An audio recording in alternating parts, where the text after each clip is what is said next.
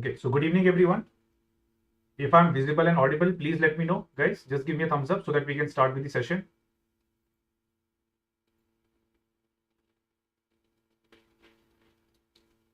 Yes.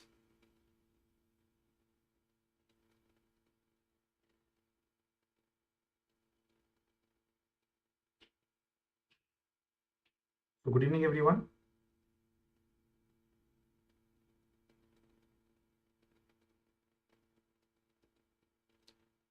Yes, may I have a thumbs up from people around? Yes.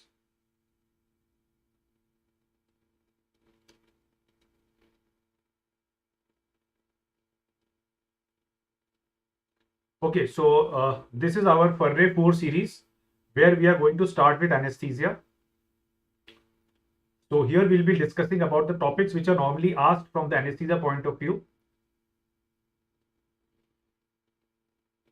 Okay okay hi guys नमस्ते नमस्ते doctor प्रकाश अभी सबके messages आ गए मुझे एक्चुअली मैसेजेस दिख नहीं रहे थे तो doctor Prakash Saini says hi and doctor वाइवैक्स क्या नाम है वाइवैक्स चलो नमस्ते नमस्ते गाइस तो we'll start with the 2-3 most important topics which are there कोई डाउट्स जो होंगे तुम लोग मुझे पूछ लेना and otherwise I just start okay तो सबसे पहला जो question that will discuss is about one question which is very commonly asked this was a part of second prop as well discuss in detail about local anesthesia. This question comes very often in surgery, right?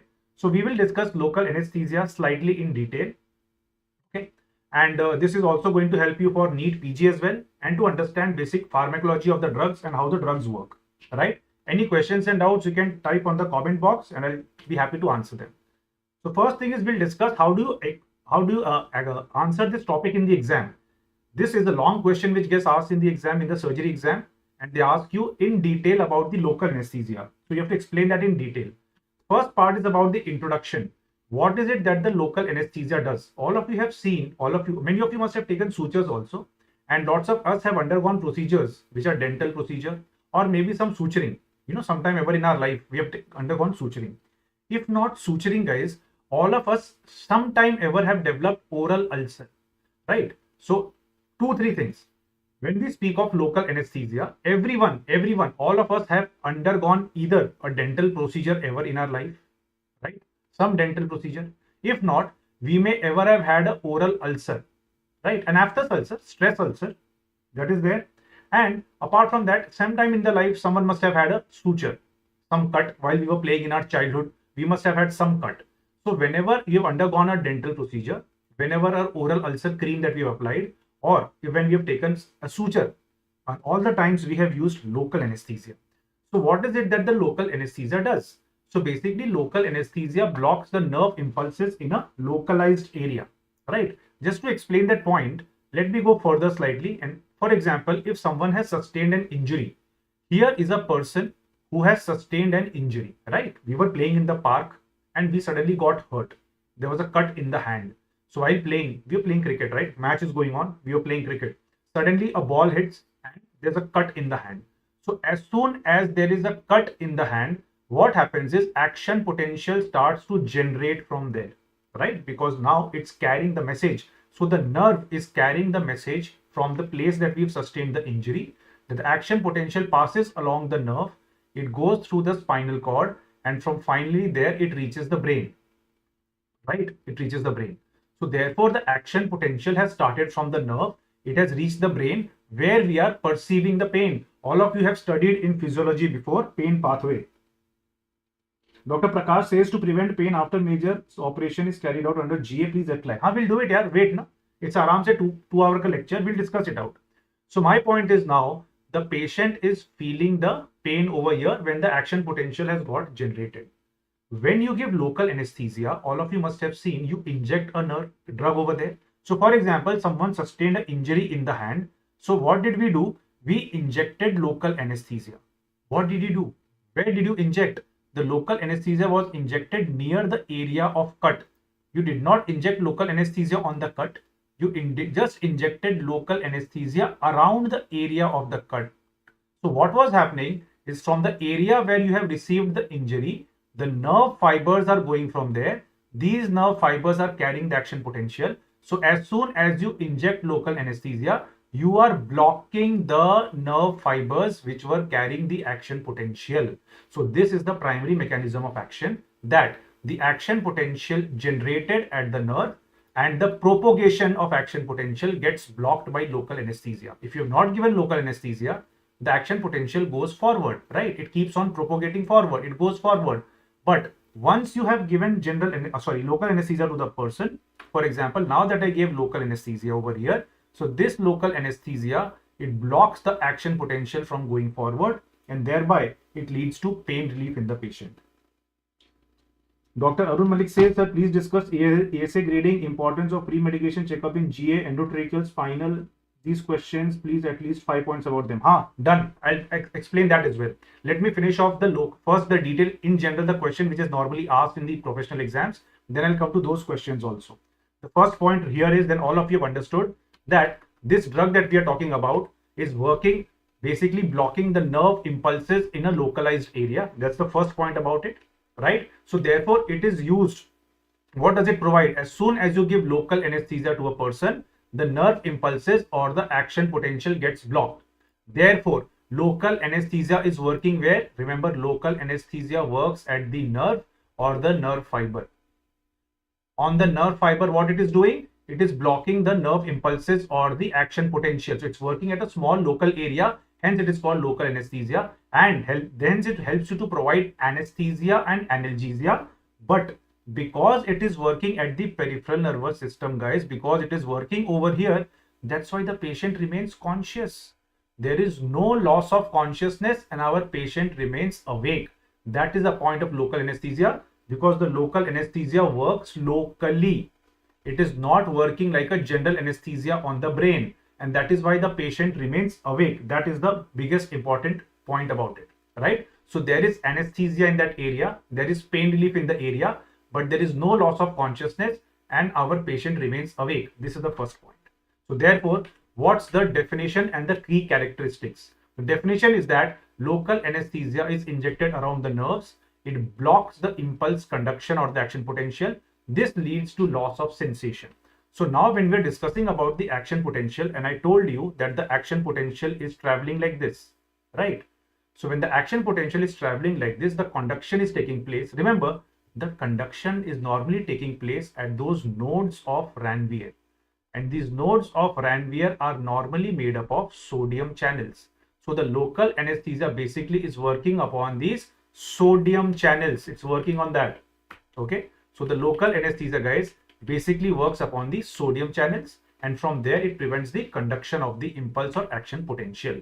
So remember, whenever you give local anesthesia, it works at the nerve or the nerve fiber, and the take home message is that it is basically blocking the action potential or the impulse. Where? At the sodium channel. So these are three important take home messages right in the very beginning about the definition and key characteristics.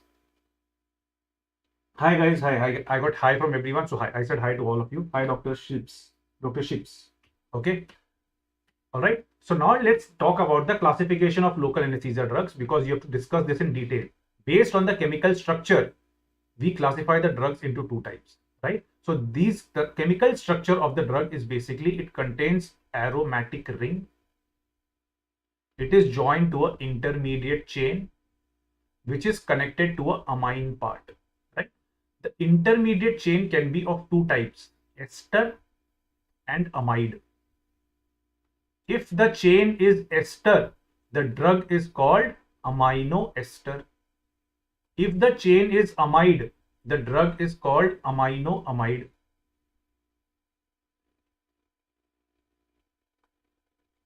Right? Aminoamide. How to identify that? Point is, any drug, local anesthesia drug which contains single I is called aminoester. Any local anesthesia drug with double I is called aminoamide. You must have heard of drugs like lignocaine, bupivacaine, ropivacaine. So these drugs contain double I, they are aminoamides. Drugs like benzocaine, tetracaine and procaine, they contain single I. We haven't heard about them, because amino esters are normally unstable compounds and aminoamides are stable compounds. When we speak of metabolism, the amino esters get metabolized in the plasma by plasma cholinesterase, except for one of them. Which one? Anyone? Except for one. Which region? I'm coming to those points, guys. First, let me finish up local anesthesia, then I'll see your messages and let you know. First, let me let you know how it works so that you can answer this question in the exam, right? It's for the professional people. It's not about the NEET PG part, right? So right now, I'm just discussing in a way that you can answer in the exam how the questions come in your professional exams. So, coming back to amino esters, it works on the plasma, it metabolizes in the plasma by plasma cholinesterase, except one of them, and that is mother of all drugs, cocaine. Cocaine gets metabolized in liver. Remember, single I cocaine and amino ester is single I. So cocaine is a amino ester which gets metabolized in the liver. Amino amides get metabolized in liver, right? And amino esters, when they get metabolized, they can form para-aminobenzoic acid. So therefore, they have high amounts of allergy. And lignocaine, bupivacaine, and ropivacaine, they don't form amino amides. So therefore, there is less allergy. And that is why all of you, have you ever remember anyone giving a lignocaine sensitivity test to anyone? We hardly do that. Okay, so that's why there is always less allergy seen with lignocaine, bupivacaine, and ropivacaine, but there is more allergy seen with benzocaine, tetracaine, and procaine. So the drugs with single I, they get metabolized in plasma, they have more allergy. The drugs with double I, they get metabolized in the liver and they have less allergy. That's the classification of the drugs based on the chemical structure. Now, since we were discussing the mechanism, let's discuss the mechanism in a proper way as to how it works. We have already discussed the basic mechanism is to work on the nerve or the nerve fiber. It blocks the impulses and impulses get blocked at the sodium channel. So therefore, it is working at the sodium channel on the nerve. So action takes place at the nerve, and on the nerve, it's working at the sodium channel where it is blocking the sodium channel, right? So when we speak of the sodium channel, guys, let's go inside the sodium channel. Since we are discussing sodium channel, why not to discuss about the sodium channel? So if you speak of the nerve fiber, this is the nerve fiber, right? This is the nerve fiber. So what I have done right now, I'm discussing the nerve fiber. So this was the nerve fiber we were talking about, right? This was the nerve fiber. I'm going inside the nerve fiber now to see how the action potential goes forward. What I'm doing is going inside the nerve fiber to check how does it go forward, okay? So when I'm going inside the nerve fiber, this is the nerve fiber. So what happens if action potential got generated here, action potential went over here, sodium goes inside and then action potential jumps. Sodium goes inside, action potential jumps. Sodium goes inside, action potential jumps. That is the meaning of propagation, right? But when I inject local anesthesia, did you see now what happens? As soon as I injected local anesthesia, so now sodium goes inside, action potential jumps. Sodium goes inside, action potential jumps. Sodium goes inside, action potential jumps. But because you blocked it, it can't go inside. This is where the action potential gets blocked from going forward. This is where the action potential has started working. So therefore, it is working on these sodium channels, right? But the catch is that it is working on the sodium channels, not from outside, but from inside, from here. Question: how did the drug go inside? My drug is not blocking from outside. Remember, it's a sodium channel. So only sodium can go from here. My question is, how did the local anesthesia drug reach here inside? Anyone? This will tell you your basic of pharma, if anyone remembers or not. My local anesthesia I had injected here outside, but my local anesthesia is working inside. Anyone? Please give me the answer. Anyone? So I have so many people. Dr. Prakash Saini, I have seen Dr. Aripal, I can see Dr. Slow Poison, Dr. Ships, Dr. Vivax, Dr. Arun Malik. Anyone? Please, guys. Jaldi, jaldi. All of you already know it here. You must have studied in your second prof. किसी को answer नहीं आया या मेरे को messages नहीं आ रहे हैं?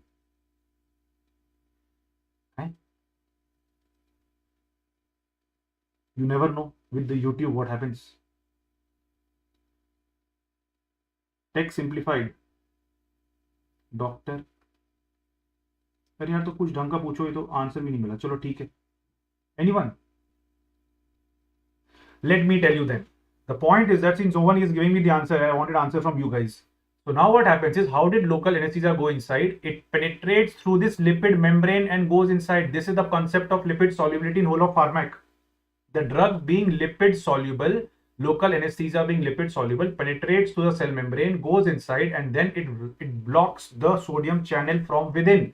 Therefore, local anesthesia works from the intracellular area and not from the extracellular area. It's not working from outside the cell, it's working from inside the cell. And how did it go inside? Because the drug is lipid soluble. Being lipid soluble, it penetrates the cell. Once inside the cell, it blocks it from within, and that is how the sodium channel gets blocked. Yes? Dr. Tech says transcellular pathway. Perfect. Take a lipid solubility basically. That's the concept of lipid solubility. So what it has done, it has prevented the sodium from going inside because it has blocked it from within. This prevents the depolarization and conduction of the nerve impulse. Another important point here is regarding ionized and non-ionized. So remember, whenever you speak of ionized and non-ionized fractions, the non-ionized fractions normally are the lipid soluble. Ionized fraction is what is water soluble. Non-ionized fraction is the part which penetrates, and ionized part is the active part. You have studied all this in your second prof exam. For the second prof you have studied, right, all of you. So now what happens is, non-ionized part penetrates. A drug contains two parts, ionized as well as non-ionized. So you will find that this drug, the way it works is that it has two parts, right? The drug has an unionized fraction and an ionized fraction. So therefore what happens is, when it is outside, right? So this is the drug which you can see, right? It gets into the unionized form outside. The unionized form is the one which penetrates. Hence, unionized is more important than ionized. If you get more ionized fraction, how will it go inside? It's the unionized fraction which helps it penetrate, because unionized is lipid soluble. It will penetrate through the lipid membrane. Once inside, the H plus is taken by that, and now what happens is, it becomes ionized, and now the ionized fraction goes and blocks it. So therefore remember, the unionized fraction is the lipid soluble part. It is the part which penetrates inside, and once inside, the H plus is received by it. Once it gets that H plus ion, it becomes ionized, and the ionized fraction then goes and blocks the sodium channel, and this is how the mechanism takes place, right? So this is how it works. So the non-ionized fraction crosses the cell membrane, it penetrates inside, and once inside, it's the ionized fraction which blocks the sodium channel from the intracellular fluid. So this is what is about the mechanism. So till now what we have read or studied, it works at the nerve or the nerve fiber, right? On the nerve fiber, it is blocking the impulse, right, or action potential. Where does it block? At the sodium channel. And on the sodium channel, it is blocking from the intracellular fluid from going inside, because the drug is lipid soluble, and what carries it inside is the non-ionized or the unionized fraction taking it inside. Once inside, it is the ionized fraction which works. So that concept is also done. This is mechanism. Anyone got any doubts over here, guys? This is an important part. Any doubts, or I'll go forward? किसी को कोई doubt है? Anyone?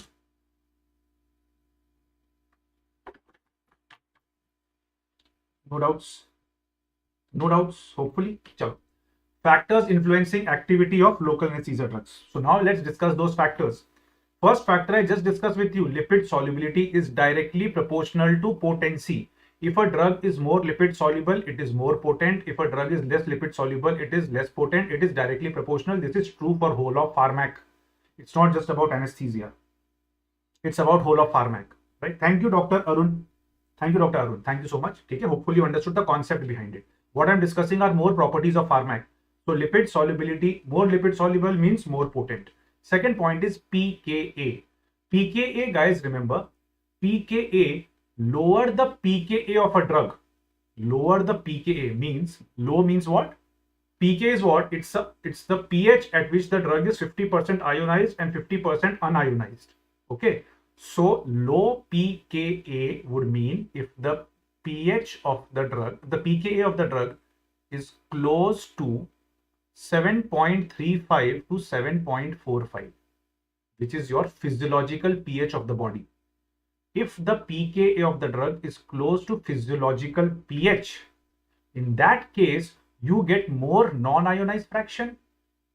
So remember, if non-ionized is more, which means more penetration inside the cell will take place. And if more penetration inside the cell takes place, it means it will lead to a fast onset of action. This is important.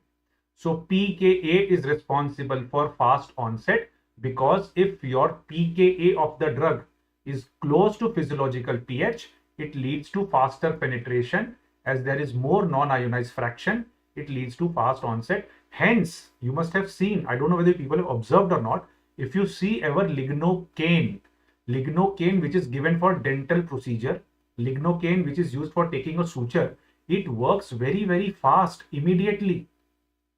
In a suture, all of you know, immediately you give a suture, within 1 minute you start taking a suture. But imagine, all of you must have seen spinal anesthesia. In spinal anesthesia, we give bupivacaine, but bupivacaine becomes slow acting. Why? Because of the pKa. Lignocaine, the pKa is around 7.9, and bupivacaine, the pK is around 8.4, 8.5, right? So now what happens is, lignocaine being closer to physiological pH has relatively faster onset of action, while bupivacaine 8.4, 8.6, that is the pKa, it has less penetration, so therefore slower onset. Hence, in spinal anesthesia, it takes about 5 to 10 minutes for the effect to come. But when you take suture with lignocaine, the immediate is fast. Thumbs up, action is fast. Anyone? Doubt?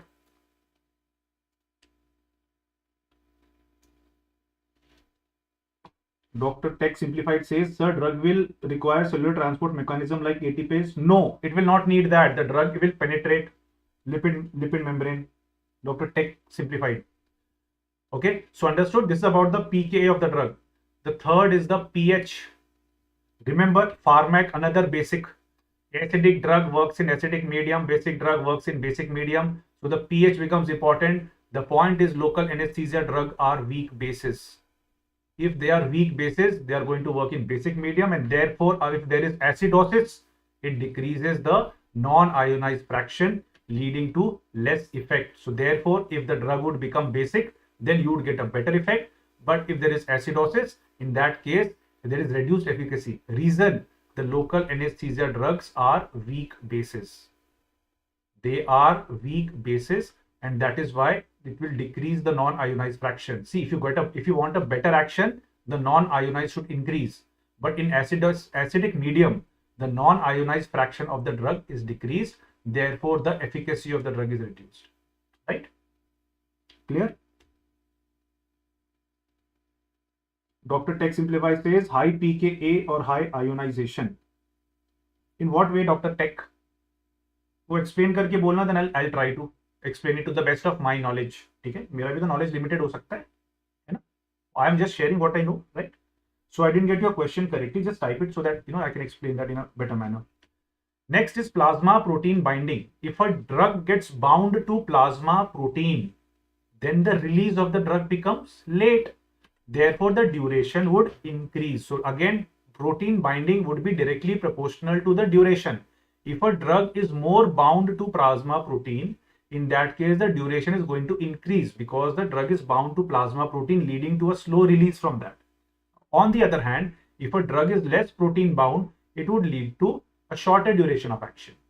Okay, that is one thing. And the last point I'd like to discuss over here is that these drugs, ओहो ये सब रब हो गया यार आजकल का ना, ओहो लिपिड सॉल्युबिलिटी डायरेक्टली प्रोपोर्शनल. ठीक है, pKa, I just told you pKa 7.35 to 7.45 leads to a fast onset. All right, so this would lead to increased penetration of the drug. All right, that's the point behind it, and that is the reason why you find lignocaine having a pKa of around 7.9 is faster acting compared to bupivacaine, which is around 8.6. Okay. Dr. Tech Simplify says means for ionized drug or hydrophilic drug transport mechanism required. Transport, it will penetrate through the cell membrane. Na? ATPase इसमें नहीं चाहिए होता है. It will just penetrate the cell membrane going inside. Okay, Dr. Tech Simplified. It's not from the channel. See, there are 3 types of channel. You people know that a channel is basically voltage gated channel. So when you speak about something like that, it's a different thing. You're talking about the types of channel. There will be voltage gated channel, there's a ligand gated channel, and there is a mechanical channel, right? Voltage gated channel is what works with sodium, potassium, and ions. Ligand gated are the ones which work with neurotransmitters, and mechanical channels are the ones which are, sensitive to pressure and all. So normally here we're discussing about when the drug is working, it passes through the lipid membrane, right? But it's working ultimately at the voltage gated channel because it's preventing the sodium from coming inside. So therefore these channels are voltage gated. So we are speaking about a drug working more on the voltage gated channel. Okay, fine. Then I said protein binding, again directly proportional to duration of action. Next point. So also one more point, local anesthesia drugs, they have vasodilator properties, which means once you give local anesthesia in the tissue, no doubt they work on the nerve, but they also work on the blood vessel, and on the blood vessel they cause dilatation. So what happens? Action on the nerve decreases, and therefore you can use vasoconstrictor. All of you must have seen there is lignocaine plus adrenaline. That is why vasoconstrictors are used in local anesthesia drug, because all the local anesthesia drugs have vasodilating properties, right? Therefore lignocaine plus ADR, when you use, it causes vasoconstriction, and that is why lignocaine plus ADR is always available in whichever hospital, whichever casualty ward, wherever you are in. Okay, it's always available because it causes vasoconstriction. That's another point regarding it. Okay, choice of local anesthesia drugs. So speaking about the concentrations available, when we speak of lignocaine, so normally lignocaine, guys, lignocaine comes in 2%, it comes in 4%, it comes in 5%, it comes in 10%. The 2% normally, though books have mentioned from 0.5 to 5, but right now even 10% is available.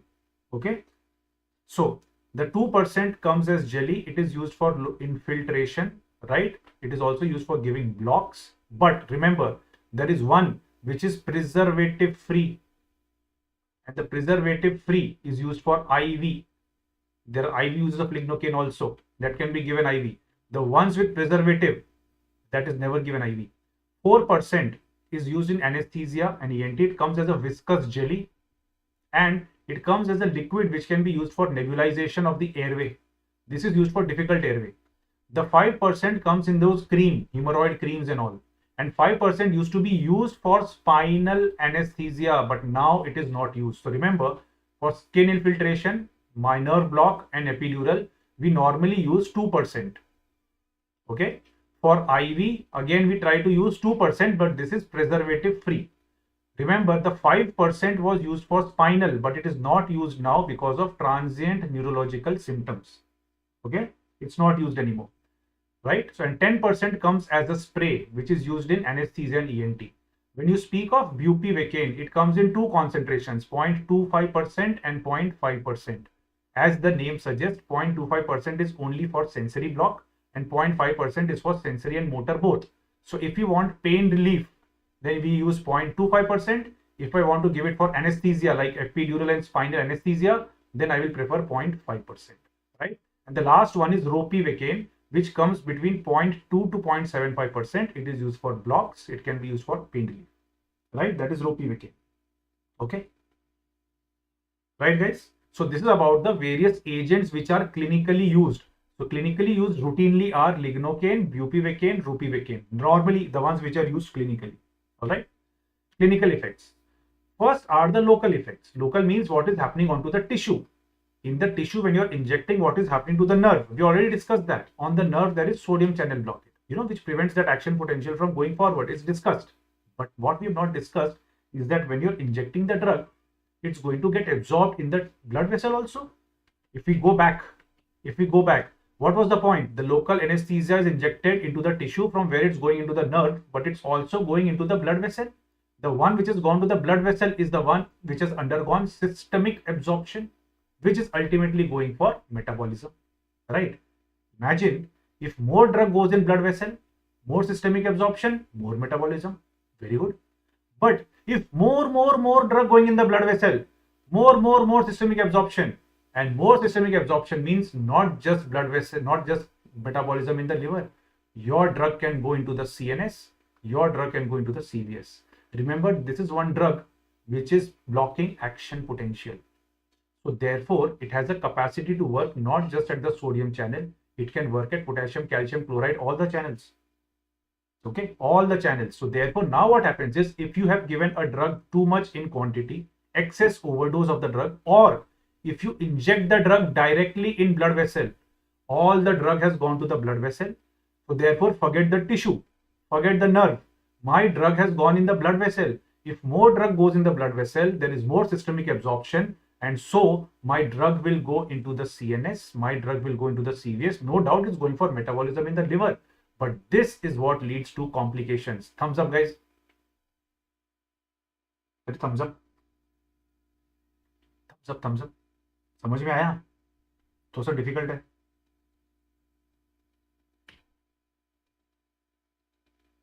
Anyone, any doubt at this point? Because basic beyond this is what we'll discuss. No one. Okay. No doubt. Chalo. Okay. So now my point is, local effects are already seen.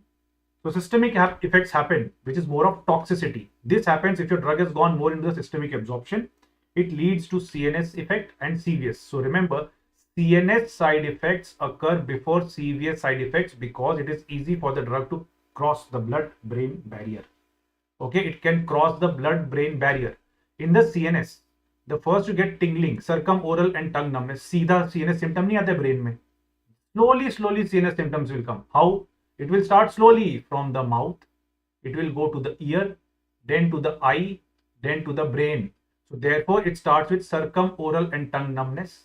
There may be eye and ear symptoms. There may be diplopia, right? There may be tinnitus. कान में घंटी बजती है. All that would lead to muscle twitching and ultimately will land up in a convulsion. So the most important symptom in the CNS is a convulsion, which can be followed by coma, right? Coma. The point is, the CNS side effects are still reversible, but the problem is the serious symptoms occur after CNS. So CNS symptom we can control. You give up, you can take care of the convulsion. Coma में patient रहेगा, we will intubate, give positive pressure ventilation, patient will be fine. But CVS, guys, would lead to myocardial depression, arrhythmia, and arrest. This can cause death of the patient. This is more dangerous. Remember, the CNS complications can still be managed, but serious complications are difficult to manage. So when we speak of systemic effects, more than normal effect, these are systemic complications that take place. I don't want any systemic effect with local anesthesia. You imagine you're giving someone local anesthesia for taking a suture and suddenly the patient collapses. That is why they always say aspirate before you inject. Okay, you aspirate before you inject. So therefore, this is what is called as systemic toxicity of local anesthesia drugs, right? CNS before CVS, I've already discussed with you. So there can be initially circumoral and tongue numbness, lightheadedness, slurred speech. This happens with low doses.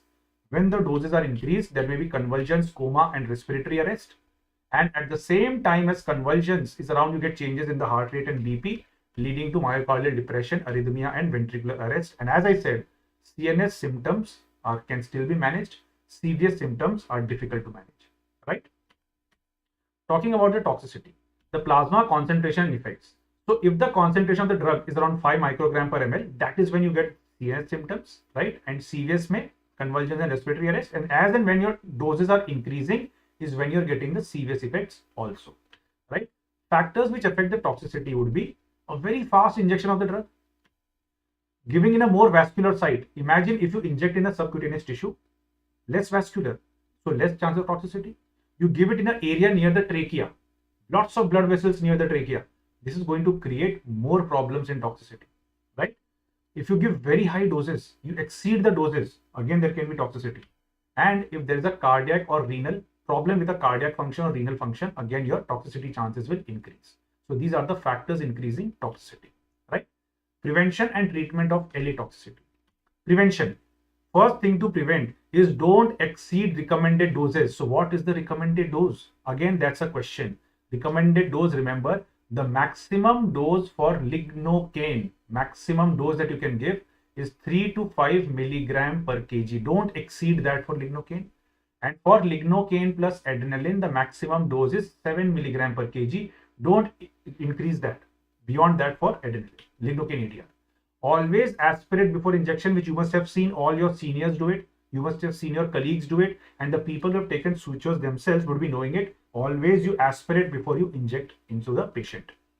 Wherever possible, use adrenaline, because if adrenaline would go in the blood vessel, you will suddenly get changes on the heart rate and BP in the ECG on the monitor. And that is why monitoring is so important. Even if you give local anesthesia, guys, it's better to attach a monitor so that in case there is a toxicity, you can see it on the monitor. So remember, for prevention, don't exceed the recommended doses. Always aspirate before injection, use adrenaline, and monitor the patient. Question: where not to inject adrenaline? End arteries. MCQ question is also there. Otherwise also it's important. End arteries, if you inject, it is going to cause gangrene, ischemia. So finger, toes, ear, nose, and penis. 5 places you will not inject it. Okay, these are the end arteries which can cause ischemia. Right? Treatment: ABC, CPR. Supportive treatment. The first thing is supportive treatment. Supportive means maintain the airway, breathing, circulation. If the patient is having a problem, start CPR. Give IPPV. Maintain the circulation. So maintain airway ventilation. Give oxygen therapy that is needed. Intubate the patient if needed. Give positive pressure. Right? Anticonvulsants can be given. In the OT, you can easily get diazepam. You can easily get midazolam. These are anticonvulsants kept just next to your hand. And even thiopentone can be used, which is a good anticonvulsant agent. Right? So midazolam, diazepam, thiopentone are right next to you. You don't have to go searching on for alprazolam, phenobarbital, and all those drugs. Diazepam, midazolam, thiopentone are right next to you. They can be used. Antiarrhythmics, because CVS and CNS both toxicity can take place. Right?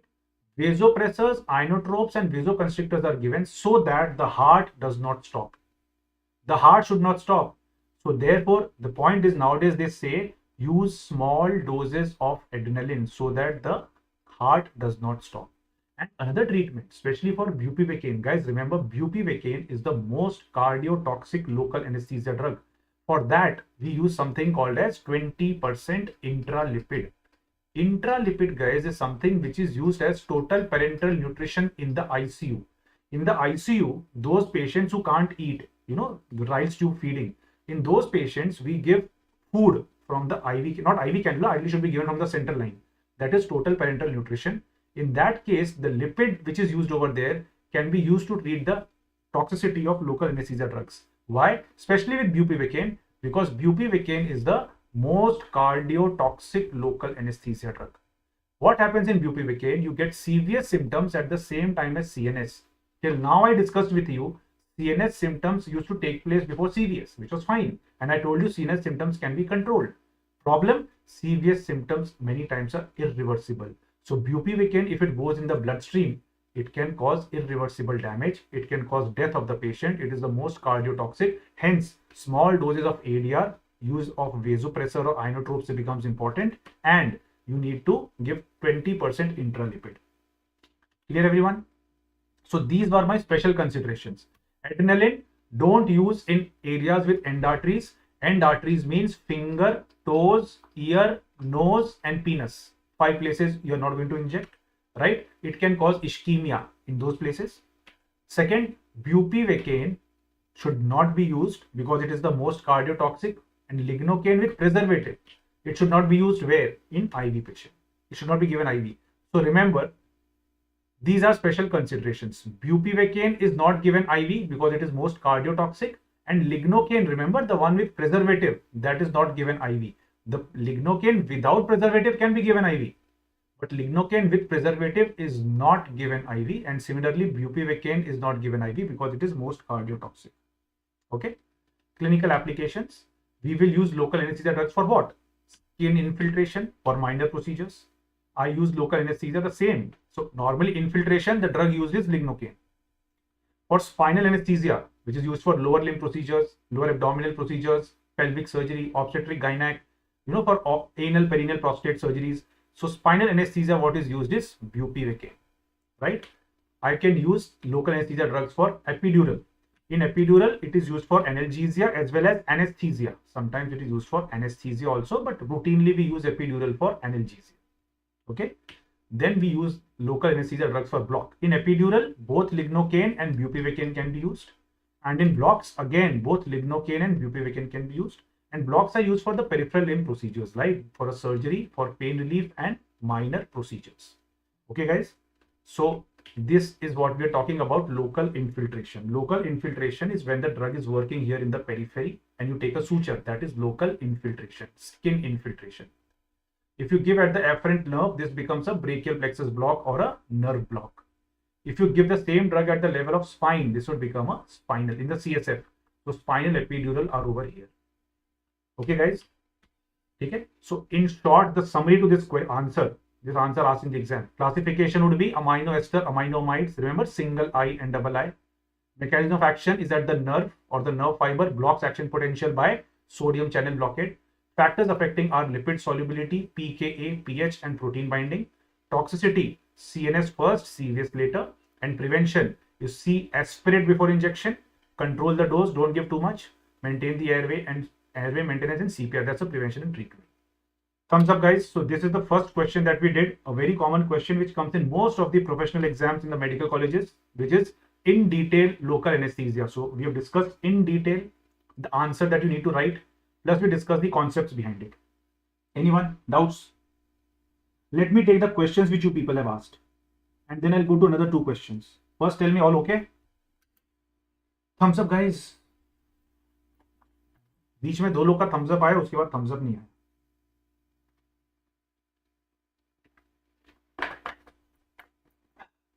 Everyone okay?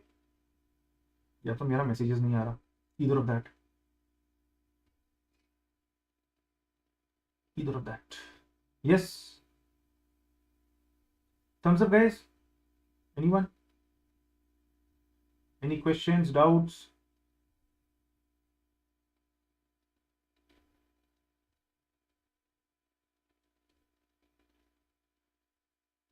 I'm just looking at the, in between, I'm looking at the messages that you people have sent.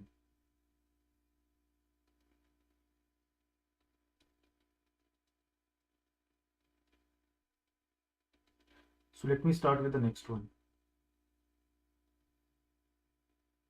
Yeah, I don't know. I'm not getting messages now. All okay, everyone, guys? Just give me a message here, someone. Thumbs up.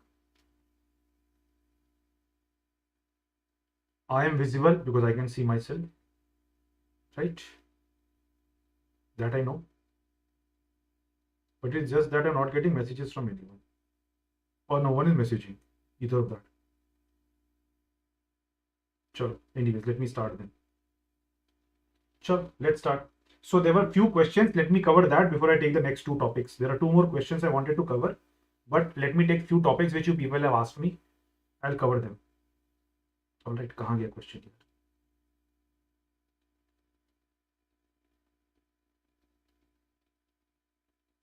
अरे previous messages कहाँ गए? एक second guys.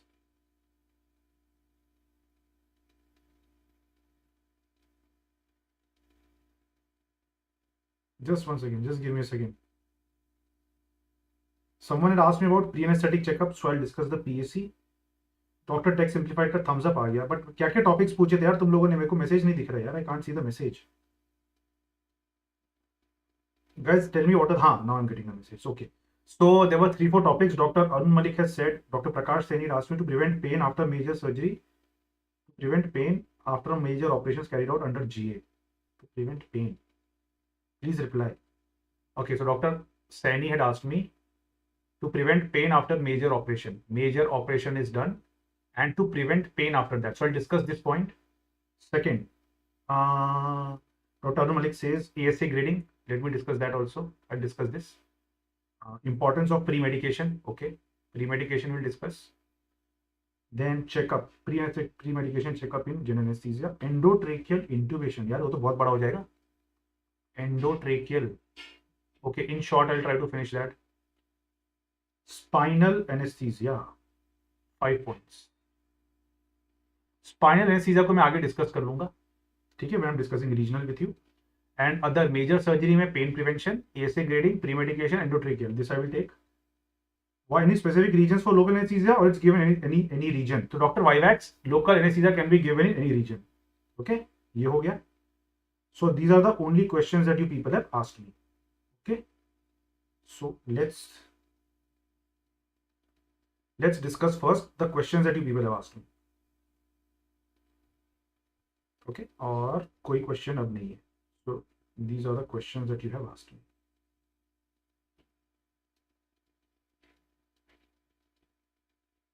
ठीक है, can you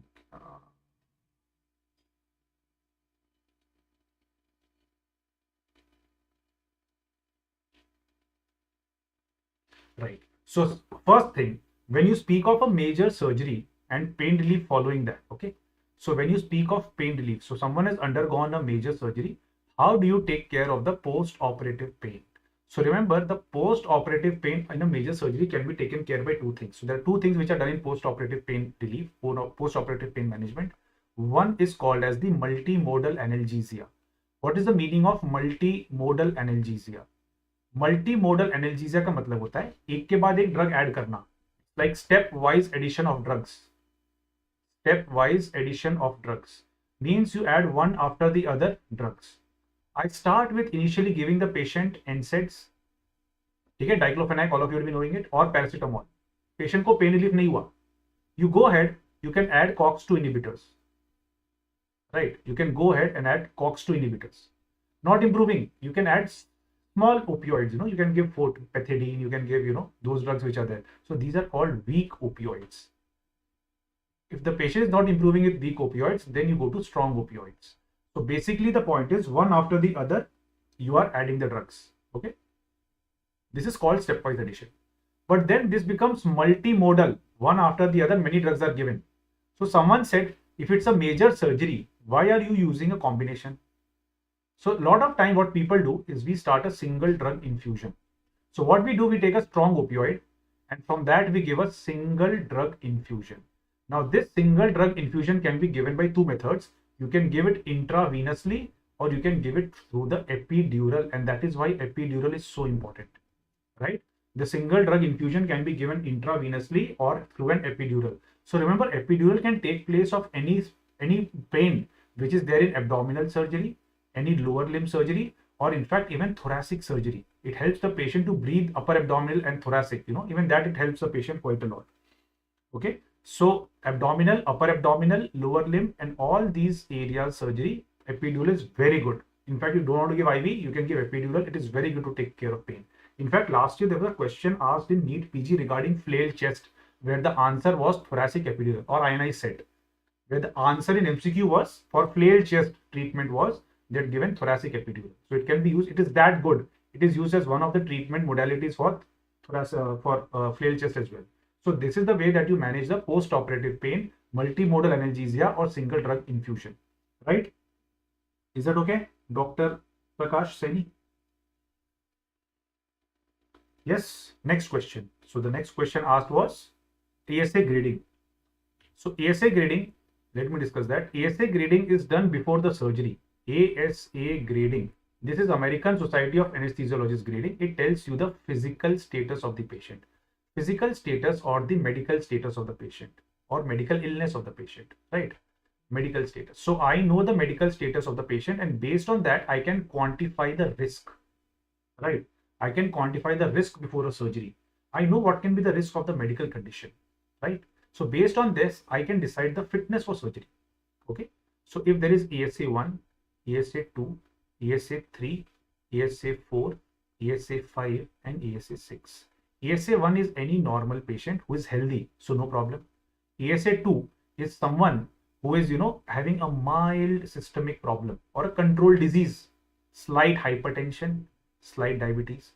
If it increases, this becomes severe, right? It is uncontrolled.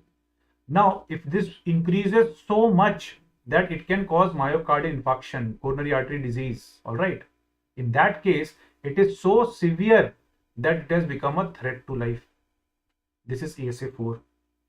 Okay, ASA 4 means this condition is so severe that it has become a threat to life. ASA 5 is a moribund patient.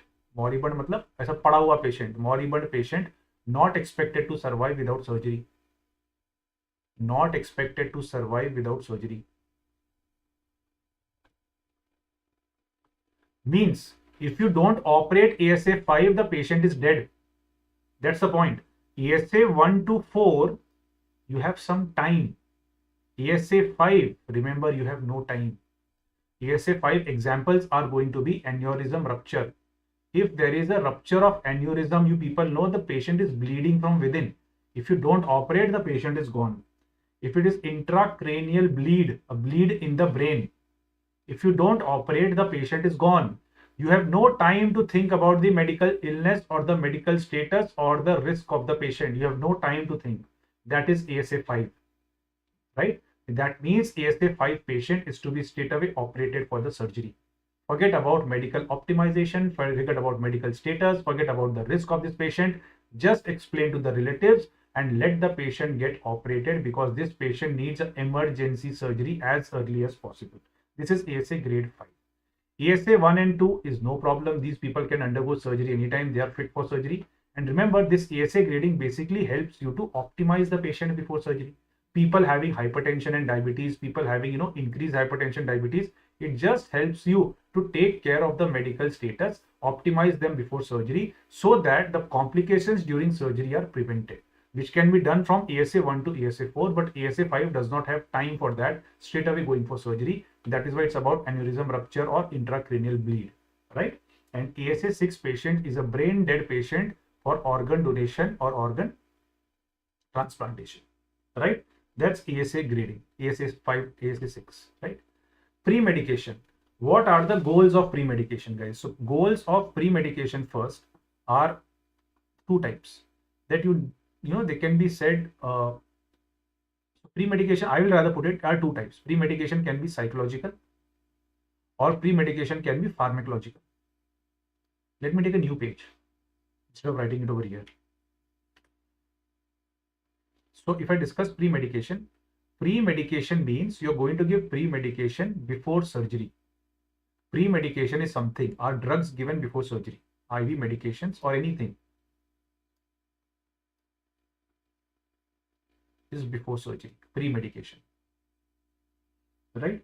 So pre-medication can be of two types. Psychological would be pre-anesthetic checkup, where you meet the anesthesiologist and therefore the patient's anxiety is decreased, because it's you and I who are going to the OT. The patient does not come to the OT every day. The patient is worried. That is why meeting the anesthesiologist is considered as a psychological pre-medication. Talking about pharmacological, medications which you give inside the OT. So of course the patient is anxious. So what is the goal of pre-medication? The first thing is to decrease anxiety. The next, you want the patient to have sedation so that the patient is not worried, right? If possible, you want amnesia so that he does not remember anything, and you want to take care of pain, analgesia, right? So you give various drugs for that to decrease the anxiety. You have benzodiazepines, you have alpha-2 agonist. All these drugs cause anxiolysis. The same drugs would also work on causing sedation. For amnesia, it is benzodiazepine, and for analgesia, all those drugs which I discussed with you, opioids, NSAIDs, paracetamol, all those drugs, right? So if you have given these drugs, they are already acting on the brain. So if they're already acting on the brain, and if you give general anesthesia, that's also going to act on the brain. So if you have given pre-medication to the patient, your dose of general anesthesia drugs decreases. So the biggest advantage in anesthesia for giving pre-medication, you will need less doses of anesthesia medications, because anesthesia, all medications are dangerous, and because of that, less doses are needed. Other points of pre-medication would be to decrease secretions, for which glycopyrrolate is the drug of choice, right? And for aspiration prophylaxis, metoclopramide is the drug of choice. Very normal, metoclopramide. Also remember, antibiotics are to be given to the patient to prevent infection. This is given 10 minutes to 1 hour prior, right? And if it goes for more than 6 hours, surgery goes on for more than 6 hours, you need to repeat it, right? So this is your pre-medication goals and the drugs which are used for pre-medication, right? We finished this also. Okay, thumbs up, guys. कोई thumbs up तो बोलो. चीजें ठीक है? All okay? Then I'll discuss two more topics. Is calculation of dose required for anesthesia? Yes. Yes, it's all related to weight. Very nice. Good question.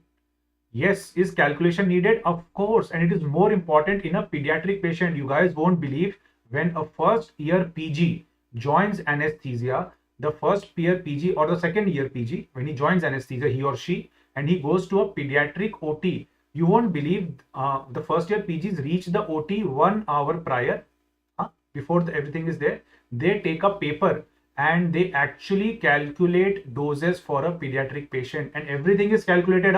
It's not about the drugs. They also calculate the IV fluid which is to be given, how much fluid is to be given, which number of endotracheal tube, which size of airway, and what is to be kept for the patient. So all this is calculated. This is more important for a pediatric patient. When you speak of an adult, yes, it is dose based itself.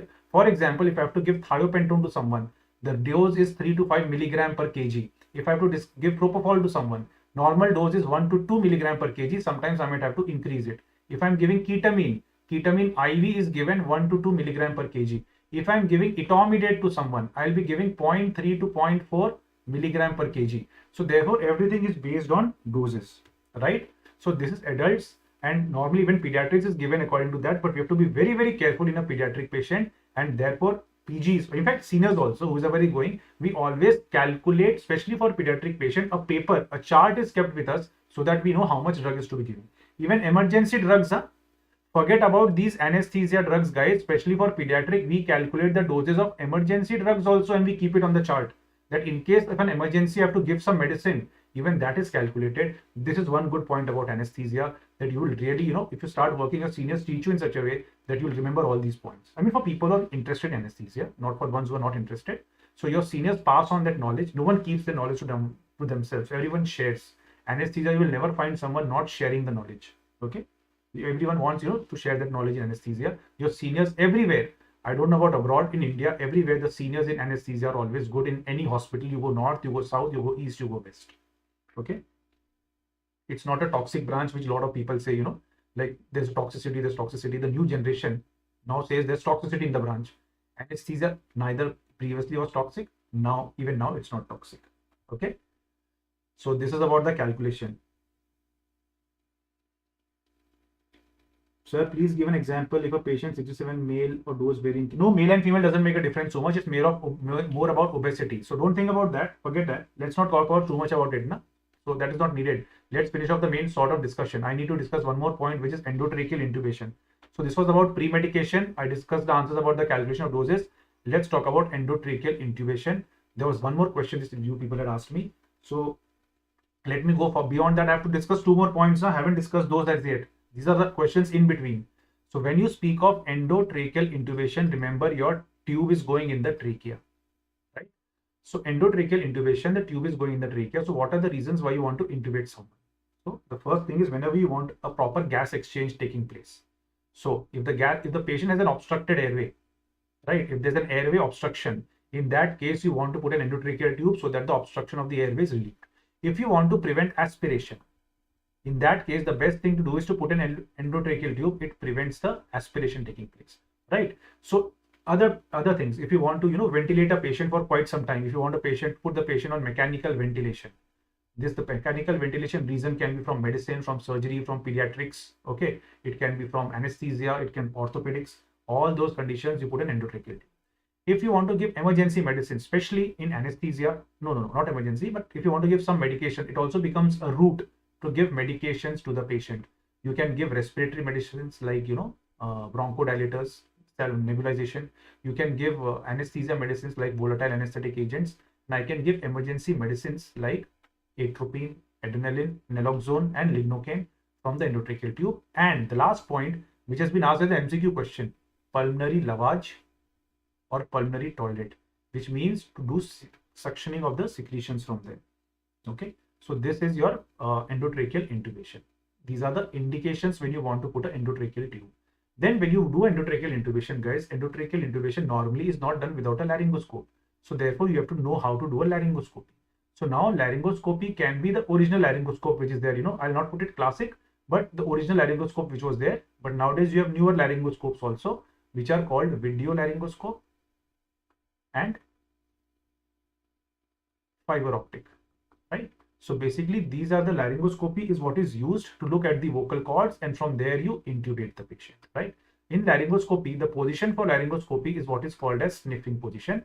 In the sniffing position, what you do is you keep 8 to 10 centimeter pillow under the occiput, right? With the 8 to 10 centimeter pillow, what is happening is head extension and neck flexion taking place. And with this, the oral axis, laryngeal axis, and pharyngeal axis, they come in one line. It eases the laryngoscopic field.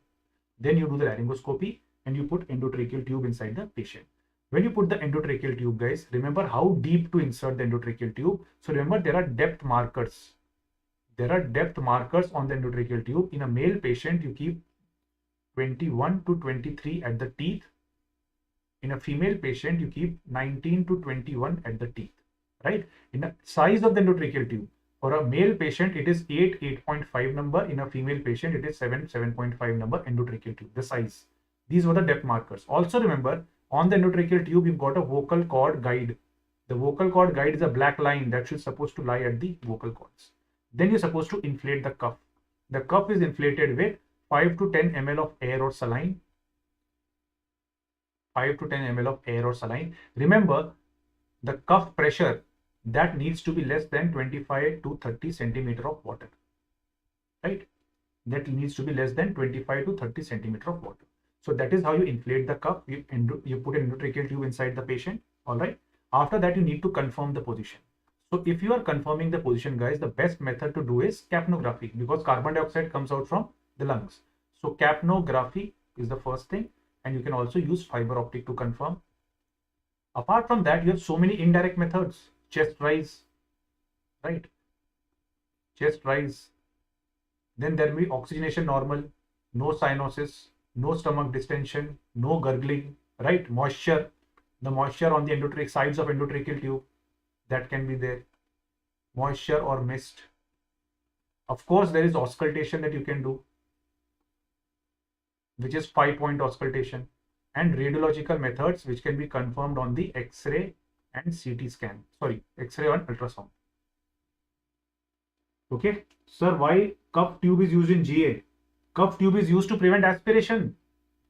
Cuff tube is used to prevent aspiration. That's the whole point about, see, remember, this is the indication. You want to prevent aspiration. And that is exactly why you need to use a cuffed endotracheal tube so that the aspiration is prevented. In that case, whatever secretions get collected, they get collected on the cuff. And therefore, before extubation, you need to do a suction and then take the endotracheal tube out. That's the reason, to prevent aspiration. Right, Dr. Arun Malik? Right? In GA also, we prefer to use cuffed tube. Now, see, stomach is never empty. I got your point. Dr. Arun Malik says in GA, why you want to use a cuffed tube? Though people say stomach is empty, you know, under general anesthesia, patient is fasting.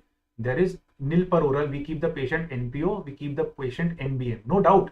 But in spite of that, guys, you know, the stomach secretes gastric juice at around 6 ml per kg per hour. You've studied that in physiology, right? In physio, you people have studied that salivation continues at 1 ml per kg per hour, and gastric juice secretion, gastric secretion, this is all physiology, huh? It continues at 5 to 6 ml per kg per hour, even if the patient is fasting. So remember, patient is never, it's going to be like that the patient is not fasting, in the sense that salivation and gastric secretions are always going to be there. You can't stop that. Fasting means overall food we are not telling the patient to eat. Overall, don't take it from the top. You don't eat food, but salivation and gastric secretions are still getting produced. And remember, gastric secretion is always acidic. Aspiration of that is always dangerous. You know, na, sometimes when you get a burp, you get that acid reflux. All of you know, na, no one forgets that. No one forgets that unpleasant feeling of an acid reflux coming out of the throat, you know. And imagine that going inside the lungs. What will that do? That's the problem. That small reflux that you get routinely when you are awake, a patient who's under anesthesia cannot, you know, prevent it from going inside the lungs. That's why you need this cuffed endotracheal tube. Thumbs up, guys. Is that okay? So we discussed endotracheal tube in short, whatever I could. Okay, regarding indications, laryngoscopy, the position of laryngoscopy, the depth markers when you're supposed to fix up the endotracheal tube, the cuff pressure, the confirmation. Okay, that was in short endotracheal tube. I think I've covered all the questions that you people asked me. Spinal anesthesia I will cover now. Okay, I will cover spinal right now. So the next question which comes in the professional exams is write a short note on types, indications and complications of regional anesthesia. Okay.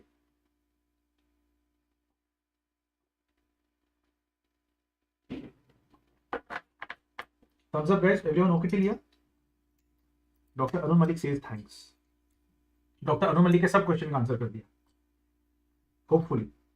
Okay, it's good to have interactive sessions, and it's good to have people all around and ask questions. That's nice.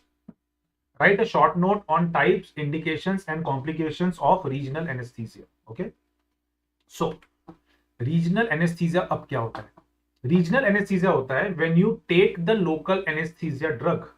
Okay, you take the same local anesthesia drug which we studied right now, and you give it in a particular region. Let me put it this way. Where's the image gone? One second, let me take out the image so that we can discuss it out. Where is it gone? This one. One second, let me take out the image.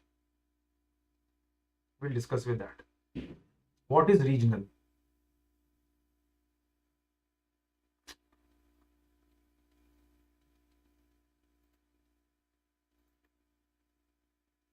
Okay, regional anesthesia. So when I injected local anesthesia, guys, here in the periphery, this is what was called as infiltration, right? The same thing, periphery means near outside. This is what is local anesthesia, which we just studied.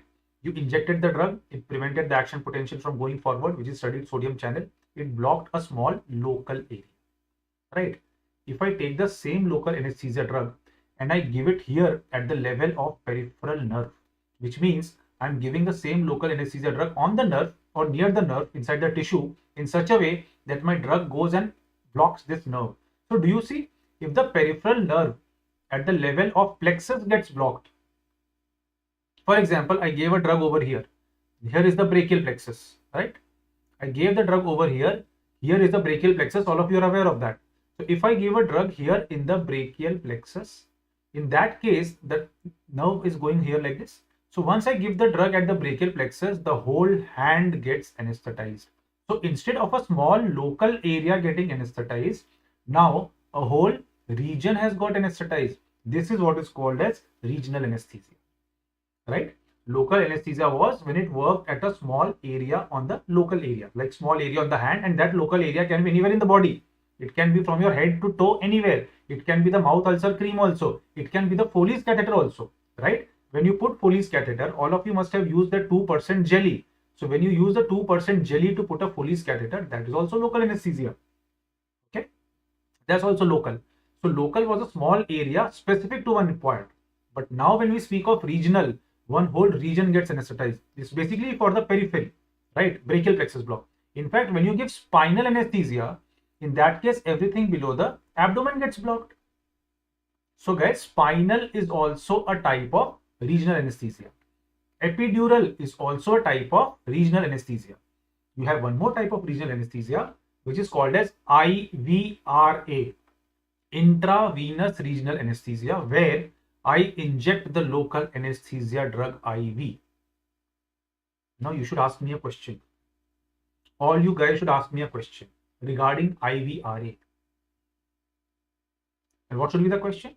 I just discussed with you over here that, when you give local anesthesia, where is it gone? I just discussed with you, if you give local anesthesia in the blood vessel, it's going to cause systemic toxicity. Itna padhai kar liya hum logon ne, toxicity of the local anesthesia drug. Okay, where I discussed with you prevention, I discussed with you treatment, and I said local anesthesia drug goes in the blood vessel, it is going to cause toxicity of the drug.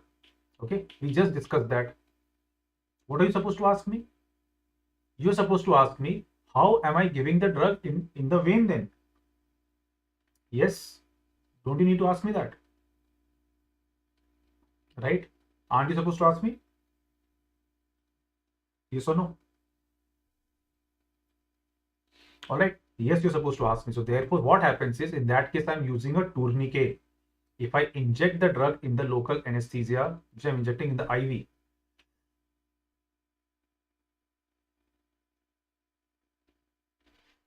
one second, guys.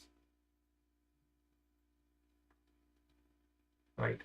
If I'm injecting the local anesthesia drug IV, what I do at the same time is I ensure I attach a tourniquet so that the drug does not go inside the systemic circulation. In fact, not one tourniquet, a double tourniquet is attached to the patient. This is called intravenous regional anesthesia, where I use two tourniquet and I inject the drug. Local anesthesia drug is given inside the vein. I inject the local anesthesia inside the vein. Okay.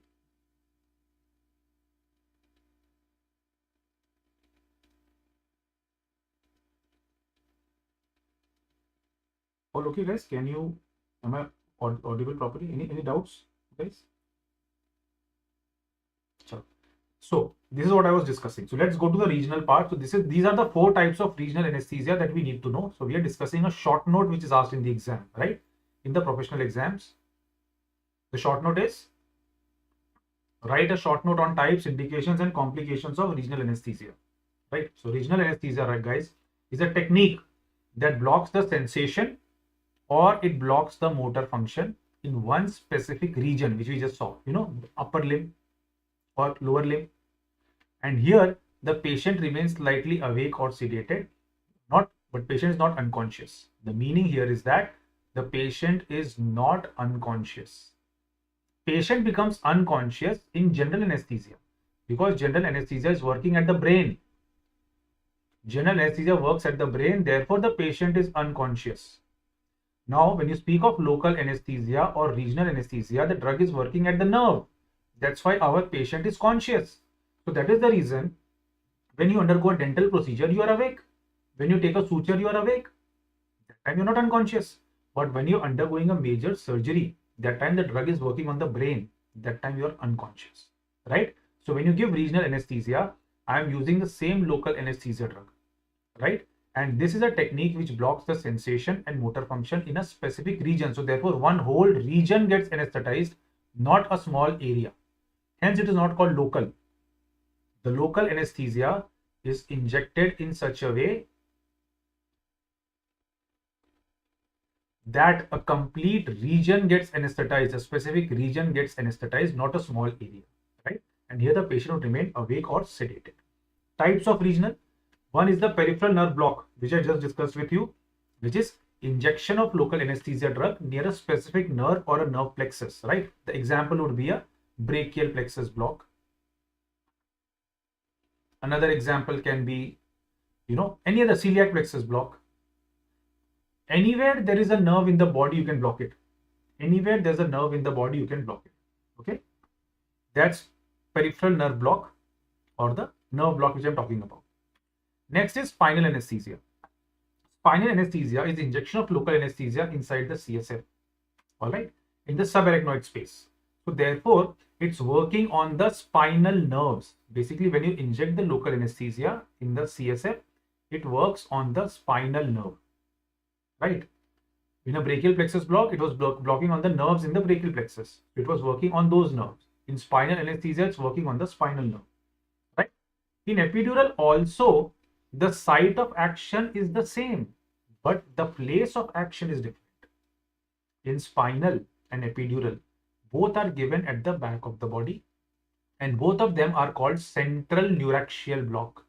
They are given in the central nerves of the body. Okay, both of them are called central neuraxial block, given in the central nerves of the body. Central nerves means the spinal nerve. So therefore, spinal and epidural are both called central neuraxial block.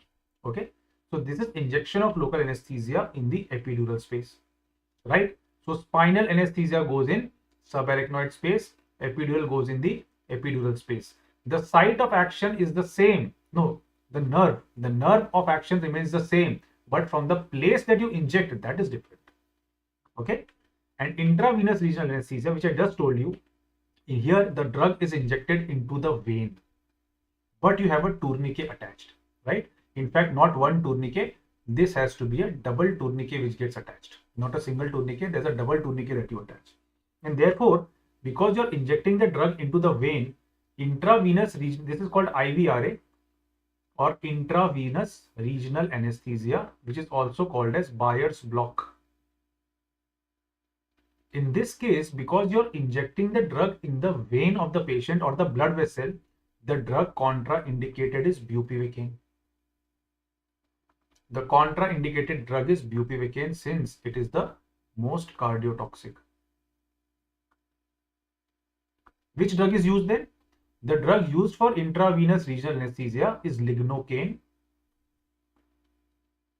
or prilocaine. These drugs can be given IV because they are relatively safe. These drugs are relatively safe, wide margin of safety. Okay, so these drugs are relatively safe, right? Apart, of course, they are safe, but I also attach double tourniquet so that they don't go into the systemic circulation. Attaching the double tourniquet prevents them going into the systemic circulation. This is IVR, and because you are using a tourniquet, therefore it can be used only for a limb surgery. So it is used only for upper limb and lower limb surgery. That too only lasting for up to 2 hours, 1 hour, not more than 1 hour. Nowadays it is not used so often, but it is one of the ways of giving regional anesthesia by giving inside the vein. Okay, talking about spinal. So this question was asked by someone, sir, what is spinal? So when you give spinal, guys, you give spinal anesthesia at the back of the patient. You take this needle, which is a spinal needle. Okay, what are the layers which come and how is spinal different from an epidural? So therefore, when you start giving spinal, the first layer which you will get from here is the skin. After the skin, can you see there is this is the skin, right? After the skin, you see this is fat, which means this is your subcutaneous tissue. So after the skin, I come to the subcutaneous tissue. This is the skin. After the skin, the next layer which I get over here, this is the subcutaneous tissue. So skin followed by subcutaneous tissue. After the subcutaneous tissue, the next layer that you can see is a layer covering up the spinous process. Hence, this layer is called as the supraspinous ligament. This layer which covers up the spinous process is called a supraspinous ligament. Then you find a layer in between the spinous process, this one, in between the spinous process. This is called as interspinous ligament. This layer which you see is now called as an interspinous ligament. So initially we saw the skin, subacute, supraspinous, interspinous. After that you come to a layer, okay, this is called ligamentum flavum. Okay, this layer which you see, now, after the interspinous ligament, this is called ligamentum flavum. Okay, after the ligamentum flavum, again you can see fat. Where you see the fat, that is our epidural space. So first came the skin, subcutaneous tissue, supraspinous ligament, interspinous ligament, ligamentum flavum. As soon as you cross ligamentum flavum, you come to the epidural space. Okay, after the epidural means outside the dura, and therefore the next layer is dura. After the dura, the next layer is arachnoid, meninges. So dura, arachnoid and pia. But what comes in between is CSF. Okay, so the CSF is where the spinal anesthesia is given, and CSF lies between two layers, arachnoid and pia. So when you give spinal anesthesia, guys, spinal, in that case you are puncturing the skin, subcutaneous, supraspinous, interspinous, ligamentum flavum, epidural, dura, arachnoid, and give the drug inside the CSF. And that is why spinal anesthesia is also called as a subarachnoid block. Subarachnoid means after the arachnoid. So it is called subarachnoid block. On the other hand, when you give an epidural, it is skin, subacute, supraspinous, interspinous, ligamentum flavum. And as soon as you cross ligamentum flavum, you come to the epidural space, which is outside the dura. Hence it is called epidural. So this is your epidural, right? In epidural, the drug is given over here. In spinal, the drug is given over here. Can you see? This is the difference between them. When you give spinal anesthesia, it goes further inside. So this part which you get over here, this part which we get over here, this is the CSF. So therefore, after the epidural space which we saw, the next layer that we see here is the dura. This layer which you see is the dura. After the dura, very close to it is the arachnoid. this area very close to it is the arachnoid, right? And after that, this area is what is called as the subarachnoid, because it comes after the arachnoid. This is the subarachnoid. So in the subarachnoid is where you give spinal anesthesia. In epidural space is where you give epidural anesthesia, right? Nowadays, what we do in epidural is we pass a catheter and we leave it in place. Therefore, from an epidural anesthesia, you can start a continuous infusion, or wherever you want, whenever you want, you can repeat a drug. But spinal anesthesia, remember, is single shot because you're puncturing the dura. Therefore, spinal anesthesia is always single shot. You will give it only once and you're done with it. You will not keep on repeating again and again the medicine. On the other hand, epidural is a catheter in the epidural space. So if I have to say, epidural would look like a drug going here through the catheter. I will insert a catheter which lies out, the tip is outside, from where I can inject a drug, and then the drug will now spread inside the epidural space. But how does it work? So how it works is that the spinal cord is coming like this. From the spinal cord, the nerves are coming outside, right? The nerves are coming outside.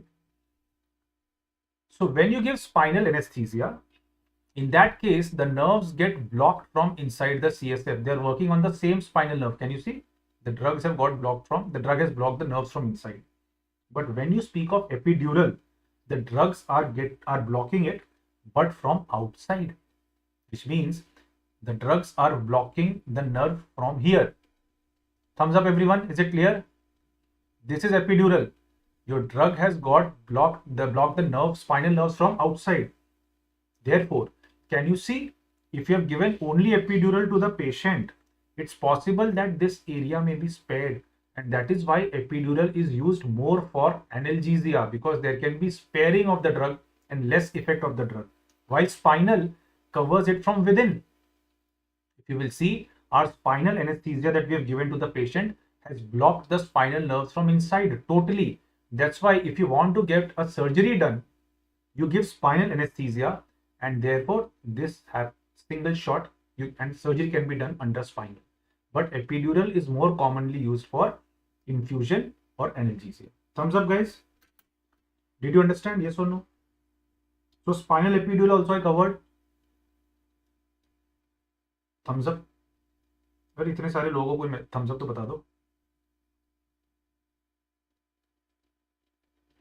Any doubts? Any doubts?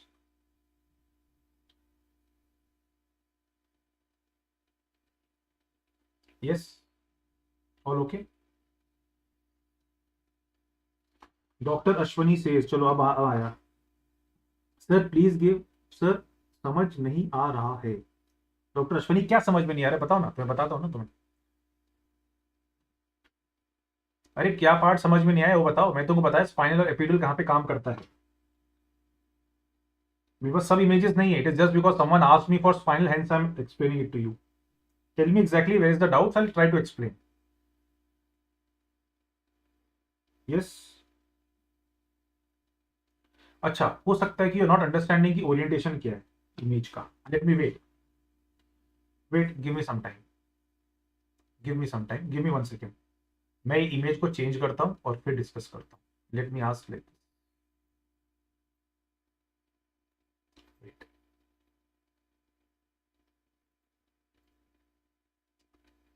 Late me do it from here, so maybe you'll understand this better.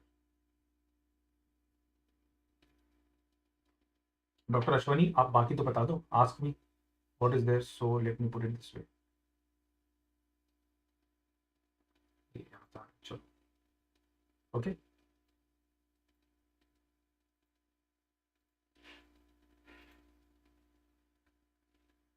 So let me explain this again. एक doctor Ashwini से समझ में नहीं आया, तो let me explain this again. So, but आगे तो बताओ कि क्या समझ में नहीं आया ना. Exactly. Because I was discussing the layer कि ये कहाँ पे काम करता है. I am just discussing the layers with you. तो सबसे पहले let us take कि किसी ने किसी के बैक में स्पाइनल इंजेक्शन लगा दिया. Back, you've given injection in the back. तो सबसे पहले जो लेयर आता है that is skin. Okay, this layer is the skin which you get. After that, which are the layers that you're crossing? After the skin comes the subcutaneous tissue which contains fat. After the subcutaneous tissue you get a ligament covering up the spinous process, ये इसको बोला जाता है सुप्रा spinous ligament. तो सबसे पहले आया skin, ठीक है, स्किन के बाद आया सबक्यूटेनियस टिश्यू, ये जो लेयर था ये बन गया सुप्रा स्पाइनस लिगामेंट। उसके बाद जब मैं नीडल क्रॉस कर रहा हूं तो ये आ गया स्किन, ये आ गया subcutaneous tissue, then you get supraspinous ligament, फिर ये लिगामेंट आ गया इंटर स्पाइनस लिगामेंट, और फिर आ गया ligamentum flavum. These are initial 5 layers. Is that understood guys? Yes और नो? स्किन आया, स्किन के बाद सबक्यूटेनियस टिश्यू आया, फिर सुप्रा स्पाइनस लिगामेंट आया, फिर इंटर स्पाइनस लिगामेंट आया, और फिर ligamentum flavum. These are the layers which I am getting. अरे यस और नो गाइज? अभी तक I haven't reached the epidural or spinal. So skin, subcutaneous tissue, supraspinous, interspinous. I am giving like this. This is the vertebral body of the patient. ठीक है, this is the vertebral body. Right? This is a bone. Here is the vertebral body. ठीक है, तो ये patient का anterior part है और ये पेशेंट का पोस्टीरियर पार्ट है. This is the back of the patient, this is the front of the patient. Right, ये पेशेंट ऐसे बैठा हुआ है और मैं पीछे से स्पाइनल एनेस्थीसिया दे रहा हूं पेशेंट को. I am giving spinal anaesthesia from here, from the back, from the back of the patient, right? So therefore what layers I am crossing? सबसे पहले मुझे यहाँ पे स्किन मिला, जैसे मैं स्किन क्रॉस किया नेक्स्ट मुझे सबक्यूटेनियस टिश्यू मिला. This was subcutaneous tissue. Then I got the next layer which is supraspinous ligament. This layer is supraspinous ligament. Then I came to interspinous ligament.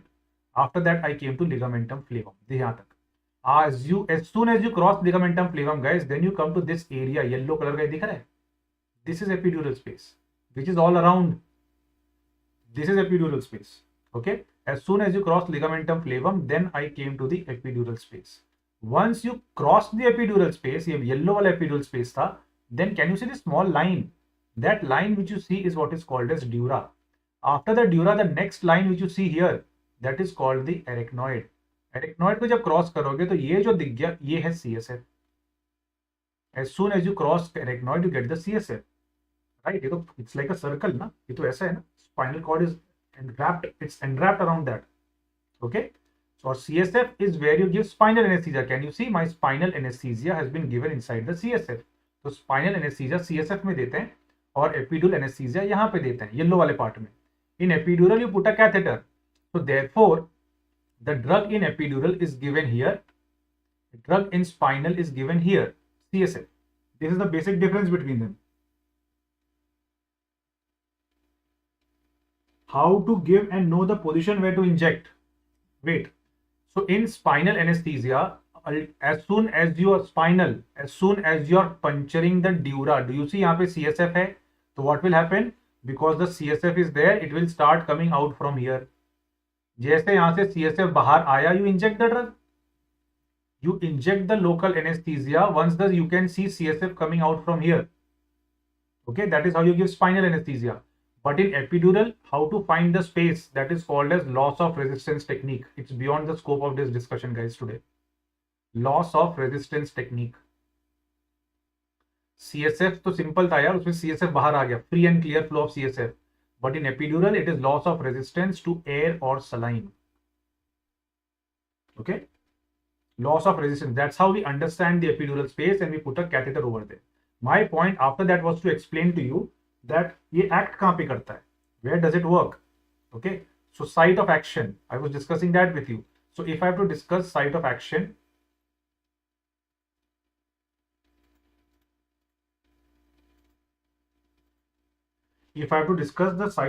now, so then I told you, now you people have understood where is spinal. So ये अपना spinal space है और ये अपना yellow वाला epidural space है. तो दोनों अलग हैं एक दूसरे से. They're not the same.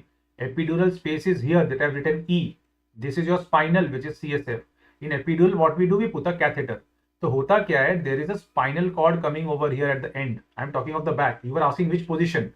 So spinal anesthesia, because it goes in the CSF, is always given below L1, L2, and that is why the most common space is L3, L4 for spinal. You will never go beyond L1, L2 because जो spinal cord होता है, it finishes off at L1, L2. Epidural, because it is the space outside, can be given anywhere. You can give it cervical, thoracic, lumbar or sacral, anywhere. That is the place where you can give it. Epidural, क्योंकि ये बाहर space है, outside the dura, you can give epidural anywhere, but spinal is given only inside the CSF. and spinal is given most common in L3, L4, below L1, L2, right? But epidural can be given anywhere. Now spinal cord में क्या होता है? Spinal cord के बाहर यहाँ पे nerves आ रहे हैं. These are the nerves coming out of the spinal cord, right? So when you are giving spinal anesthesia, my point was your spinal nerves have got blocked from here. It works, it's a local anesthesia drug. It blocks from here. But when you give epidural, in that case, the drug blocks the same spinal nerve but from epidural space. तो spinal anaesthesia जो है that is much better for surgery, क्योंकि वो जो nerve है वो अंदर से ब्लॉक हो रहा है. इन एपिड्यूरल ये जो एरिया है वो स्पेयर भी हो सकता है. Only this area will work and this part of the nerve gets spared. That's why you can get a variable effect. That's the reason why epidural is used for analgesia and spinal is more common used for anaesthesia. अब समझ में आया guys? वैसे ये second prop के लिए था यार, तुम लोग पूरा नीट पीजी का डिस्कशन कर रहे हैं हम लोग सेकंड थर्ड प्रॉप के लिए. Hopefully let's go back to regional then. Guys okay, site of action is the same for both of them. Doctor tech simplified, ठीक है, और डॉक्टर अश्विनी सिंह. चलो, so that was the first thing about spinal epidural. We were discussing regional, ठीक है. तो regional हमने discuss कर लिया. I discuss nerve block which is brachial plexus block. I discussed right now with you spinal epidural.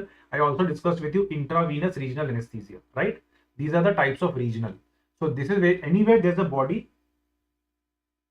Sir, in hysterectomy, epidural is given or general? No, anything below the umbilicus you go for spinal. Any surgery below the umbilicus you will go for spinal. So for hysterectomy you will give spinal anesthesia. You can give GA if it is laparoscopy. That's the difference. If it is total laparoscopic hysterectomy, because you are doing laparoscopy, you will give general anesthesia. If it is total abdominal hysterectomy, if the patient wants, you can give GA. Otherwise, you can give spinal, because spinal plus epidural. In abdominal hysterectomy, okay? But in laparoscopic surgery, GA has to be given. That's the point. Remember, in regional anesthesia, patient refusal is a contraindication, which I will discuss with you, right? So anywhere there's a nerve, you can block it. This is called nerve block or peripheral nerve block, okay? This is what is called as your intravenous regional anesthesia, where lignocaine or local anesthesia drug is given IV, but you have 2 tourniquets attached to the patient. This is IVRA, right? Indications. So therefore, regional anesthesia is for surgery in the extremities, in the abdomen and pelvis. It's not for cardiac surgery, neurosurgery and brain surgery. Regional anesthesia means a region. So this can be for a upper limb or lower limb surgery. It can be for lower abdominal or obstetric gynac or anal, perineal and prostate surgeries, vaginal surgery, right? It can be used, regional can be used for pain management, management of labor pain or chronic pain, or when general anesthesia is to be avoided, like a patient where you want to avoid general anesthesia. For example, patient is full stomach and if your work can be done. Dr. Arun says, great explanation. Epidural for analgesia, spinal for anesthesia. Haan. Thank you, Dr. Arun. Okay, thank you so much. Thank you so much, Dr. Arun. Thank you. Okay, that word means so much here. Thank you so much. अच्छा लगा मुझे. Okay. All right. So when general anesthesia is to be avoided, that is the time when you are going to use regional anesthesia. You will prefer to give regional, okay? Contraindication, as I was discussing, patient refusal is the first contraindication for regional. Patient मना करता है, don't give me regional, don't give. That's the first contraindication. Second, infection at the site of injection. When you're giving regional anesthesia, you are inserting a needle inside. So therefore, if there is an infection at the site of injection, that infection can go inside. Same thing for spinal. If there was an infection on the skin over here, imagine there's an infection at the skin and you're giving spinal from here, that infection can go inside the meninges also. Correct? It's going inside the CSF also, and CSF is going to your brain also. That's why infection at the site of injection, this is an absolute contraindication. Contraindication means don't give at all. So this is what I'm discussing are absolute contraindication. Absolute means dena hi nahi hai. Patient says no, don't give. Infection at the site of injection, don't give. Severe hypovolemia and shock you will not give, especially in when you're talking about spinal and epidural. And in coagulopathy and bleeding disorders, there are high chances of bleeding. this bleeding can lead to hematoma formation. And that is the reason why you're not supposed to use it, especially with spinal and epidural. It can cause paraplegia. The bleeding disorders and coagulopathy can cause paraplegia. Also, for spinal and epidural, especially fixed output lesions like severe aortic stenosis, severe mitral stenosis is a contraindication.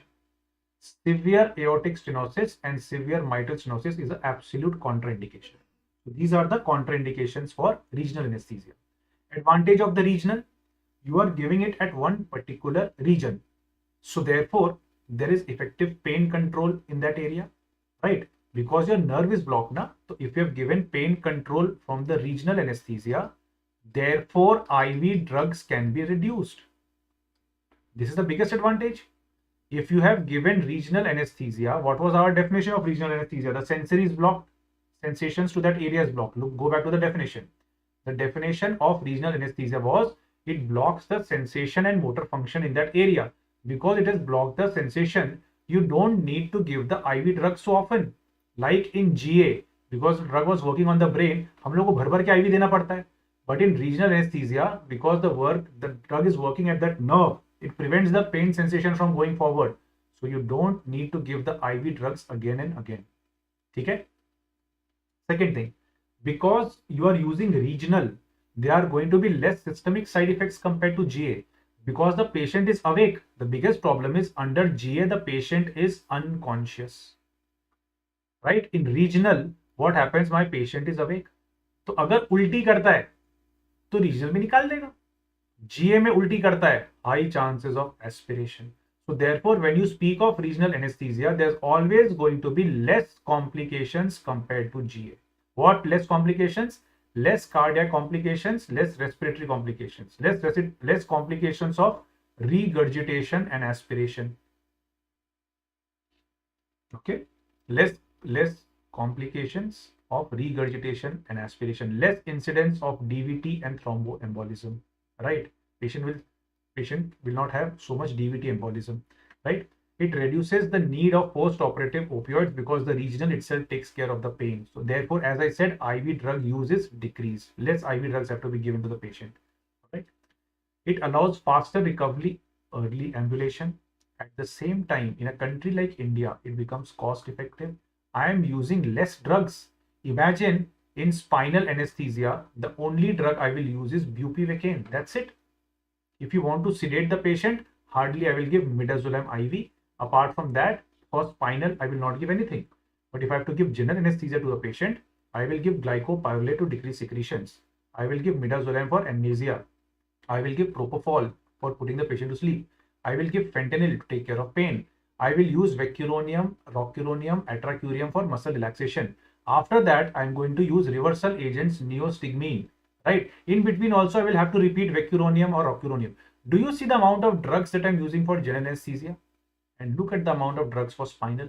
Not only is it cost effective, but it's also beneficial for the patient, right? Less need for opioids, faster recovery, early ambulation.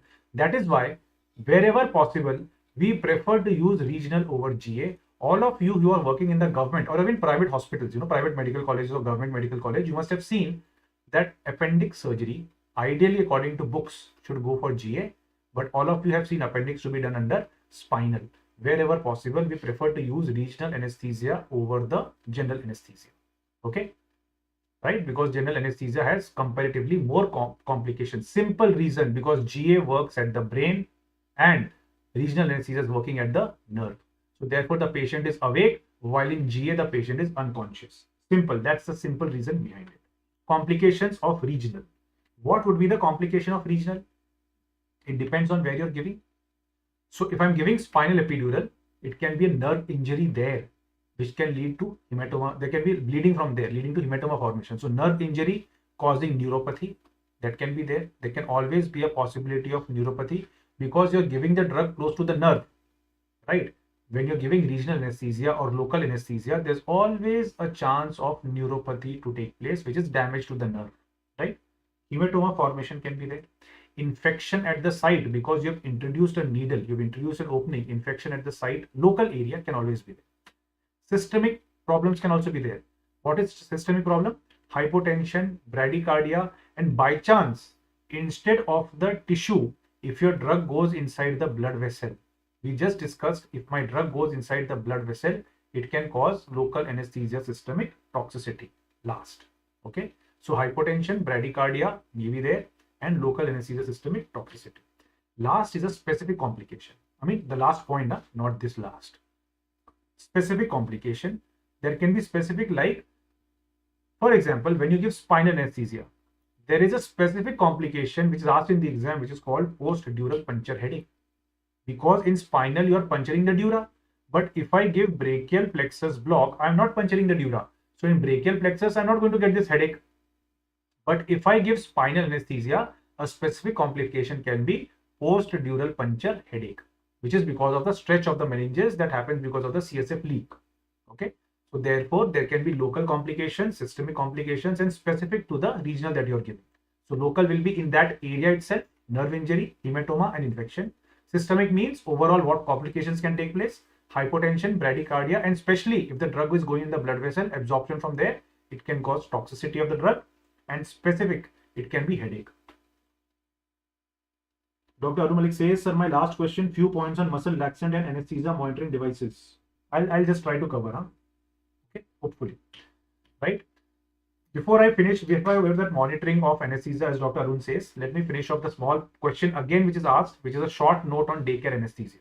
Okay, a short note on daycare anesthesia. So daycare is an important question. Daycare surgery is important. Daycare anesthesia is important. What is the meaning of daycare? As the name suggests, everything happens in one day itself.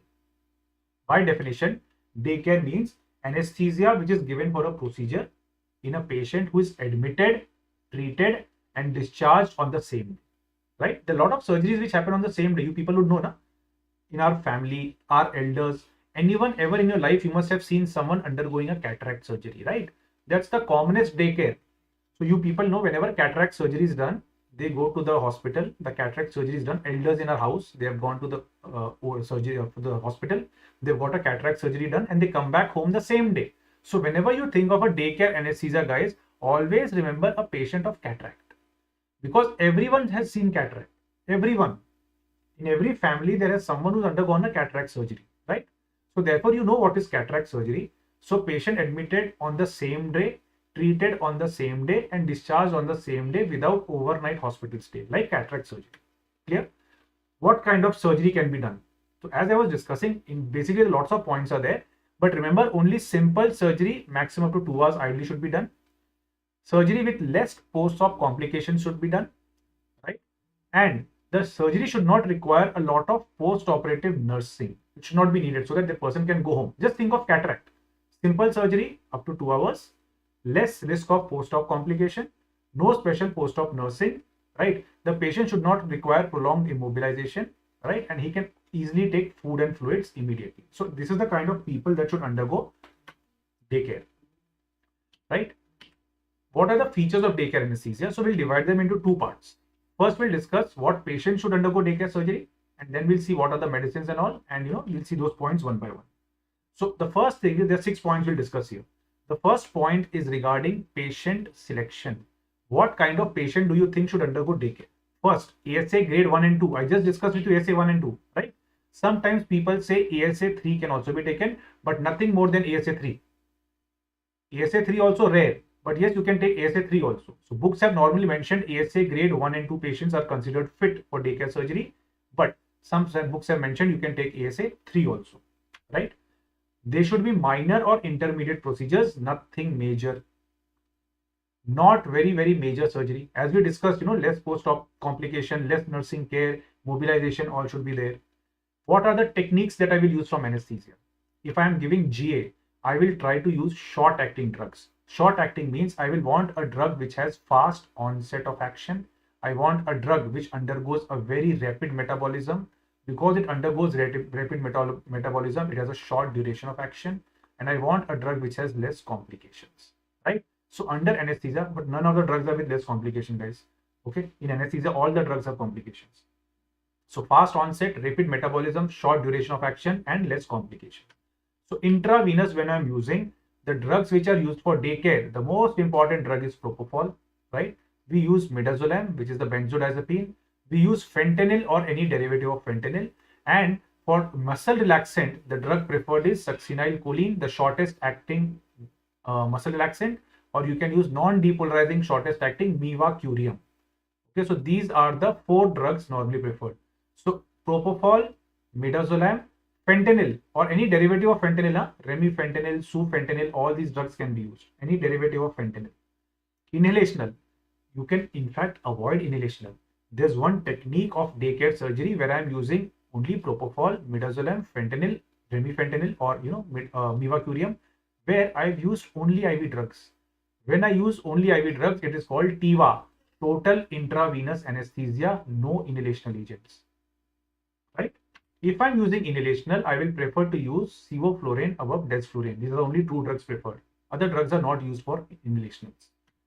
Regional, I can give the patient spinal, a low dose spinal. I can give the patient epidural or any regional blocks. Okay, spinal or blocks I can give and get the surgery done. So these are the anesthesia techniques, the second point. So the first point was which patients undergo daycare. Second was what are the anesthesia techniques. The third one, what are going to be the advantages of anesthesia techniques. First, decrease healthcare and hospital cost. Right, hospital costs are less. Healthcare cost is less for the patient. Right. So therefore, that is one point. Less risk of hospital acquired infection because the patient is going home the same day. Nosocomial infections are prevented. Faster recovery, quick return to daily life for the patient, and there is less morbidity in the patient. You know, the patient comes back to a quick daily life much faster. Faster recovery is taking place in the patient. Right? These are the advantages. Now, in such a patient, the fourth point, what would be a pre-op preparation? What would you do? So from anesthesia point of view, I will do a proper comprehensive PAC to assess that the patient is fit, he can get admitted on the same day, get operated and go home the same day. That is my point to see. Second, I will need a clear fasting guidelines that if you're taking clear liquids, it should be 2 hours. If you're normally if there's a child who's coming for, a breastfed child coming, in that case, it has to be 4 hours for breast milk. If you have any other adult coming, it has to be 6 hours for light meal and 8 hours is for heavy meal. So those clear fasting guidelines have to be mentioned. For clear fluids, it is 2 hours, right? You have to tell the patient about the anesthesia plan, how will be the recovery, and how do you plan for discharge. Fifth, what will be the intraoperative care? Your monitoring becomes very, very important. The vitals become important. You need to monitor these vitals. You will use long-acting opioids, very less. Long-acting opioids means morphine. Remember morphine, it has been said that if you take morphine or if you give morphine to a patient, the respiratory depression can stay even up to 24 hours after giving morphine. So long-acting opioids are used less and hence fentanyl is preferred or any derivative of fentanyl like remifentanil, shortest acting opioid. Good pain management should be there and you have to prevent the post-operative nausea, vomiting, which is the most common complication, right? So therefore, this is what you need to prevent. Post-op nausea, vomiting is very, very common and the most common complication that you get. The last point here is discharge. For discharge, there is 2 scales which we use. One scale which normally is used for discharge from the recovery, not from the discharge, but to shift the patient is called Aldrich scale. But more importantly, nowadays what we use is PADSS, Post Anesthesia Discharge Scoring System. So in that case, what do you want to see? So there are 2 scales which you need to be aware of. There are 2 scales. So one is called as a Aldrich scale. And second, because the patient is going home the same day, ना, एक Aldrich scale होता है, दूसरा होता है Post Anesthesia Discharge Scoring System. There are stable vital signs should be there. Patient should be able to walk, drink fluid and urinate without difficulty. Only then you can send the patient home. There should be absence of excessive pain, nausea, dizziness or sedation. Even sedation should not be there. If you find the patient sedated, don't send the patient home. And there should be some adult available who can take the patient home. How will the patient go home alone? Remember cataract? Whenever there is a cataract surgery, someone accompanies it. Just think about cataract surgery. The patient should have vital signs, only then to discharge.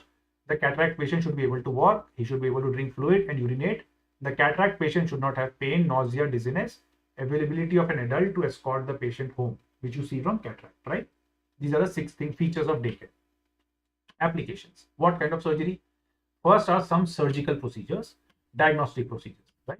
So surgical procedures, what surgical procedures can undergo, What surgical procedures will undergo daycare? So you can undergo laparoscopic sterilization, right? Laparoscopic cholecystectomy, right? Hysteroscopy in gynec can be done. Medical termination of pregnancy, suction evacuation, all these are daycare procedures. Dilatation and curettage. So many gynecological procedures, incision and drainage, right? IND abscess, all these are surgical procedures, daycare. The patient goes home the same day.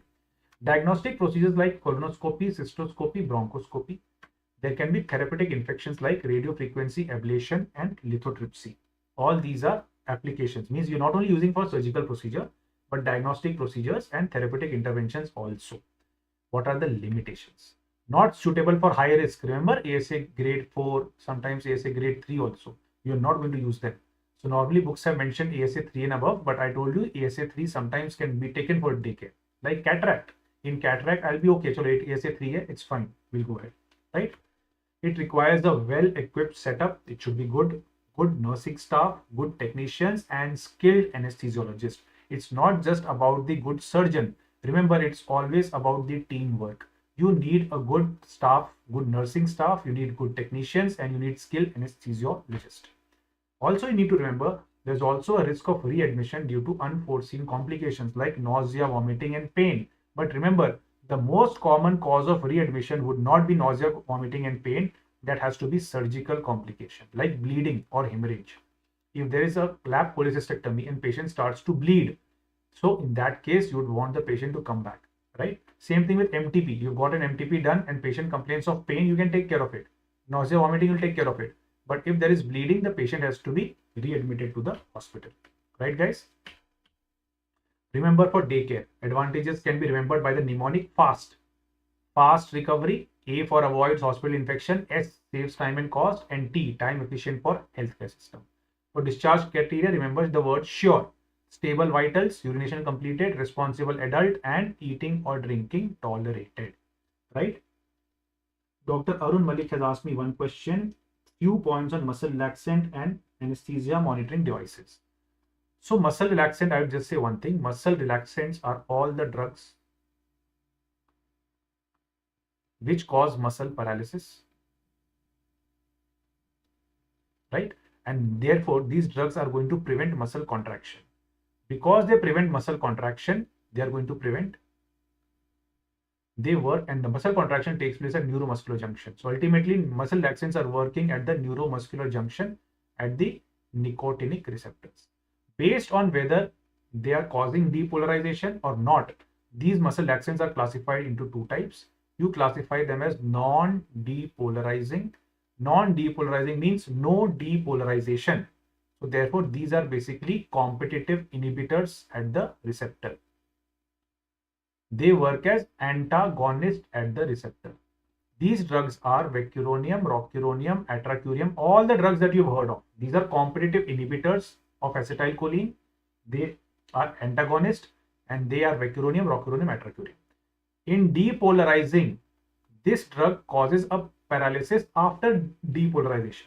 So remember, non-depolarizing straight away causes muscle paralysis, but depolarizing muscle relaxant, there's only one of them. It causes first depolarization and therefore muscle paralysis. Because it is causing depolarization, it is not a competitive inhibitor, it is not an antagonist, it is opposite. Because it is working like acetylcholine. So remember, there's only one drug called succinylcholine, and this mimics acetylcholine. Because it mimics acetylcholine, it works like acetylcholine, it is not an inhibitor. Because it is not an inhibitor, it is not fighting, it's not competitive, this becomes a non-competitive block. Because it is non-competitive, it is not antagonist, it is an agonist. In fact, it is called as partial agonist at the receptor. Okay? It's a partial agonist. There's only one drug here called succinylcholine. So this is non-depolarizing and depolarizing muscle relaxants, right? So non-depolarizing can further be classified into two types. Non-depolarizing group is basically classified into two types. One group is aminosteroid. Other group is benzyl isoquinolinium. right? And based on duration of action, again, you can classify them as long acting, intermediate, and short acting. So in long acting aminosteroids, you have pancuronium, you have pipecuronium.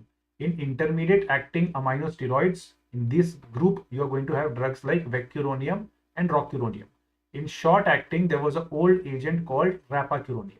In benzyl isoquinoline, the long acting is doxacurium or D-tubocurare. Intermediate acting is going to be atracurium and cisatracurium. Short acting is mevacurium.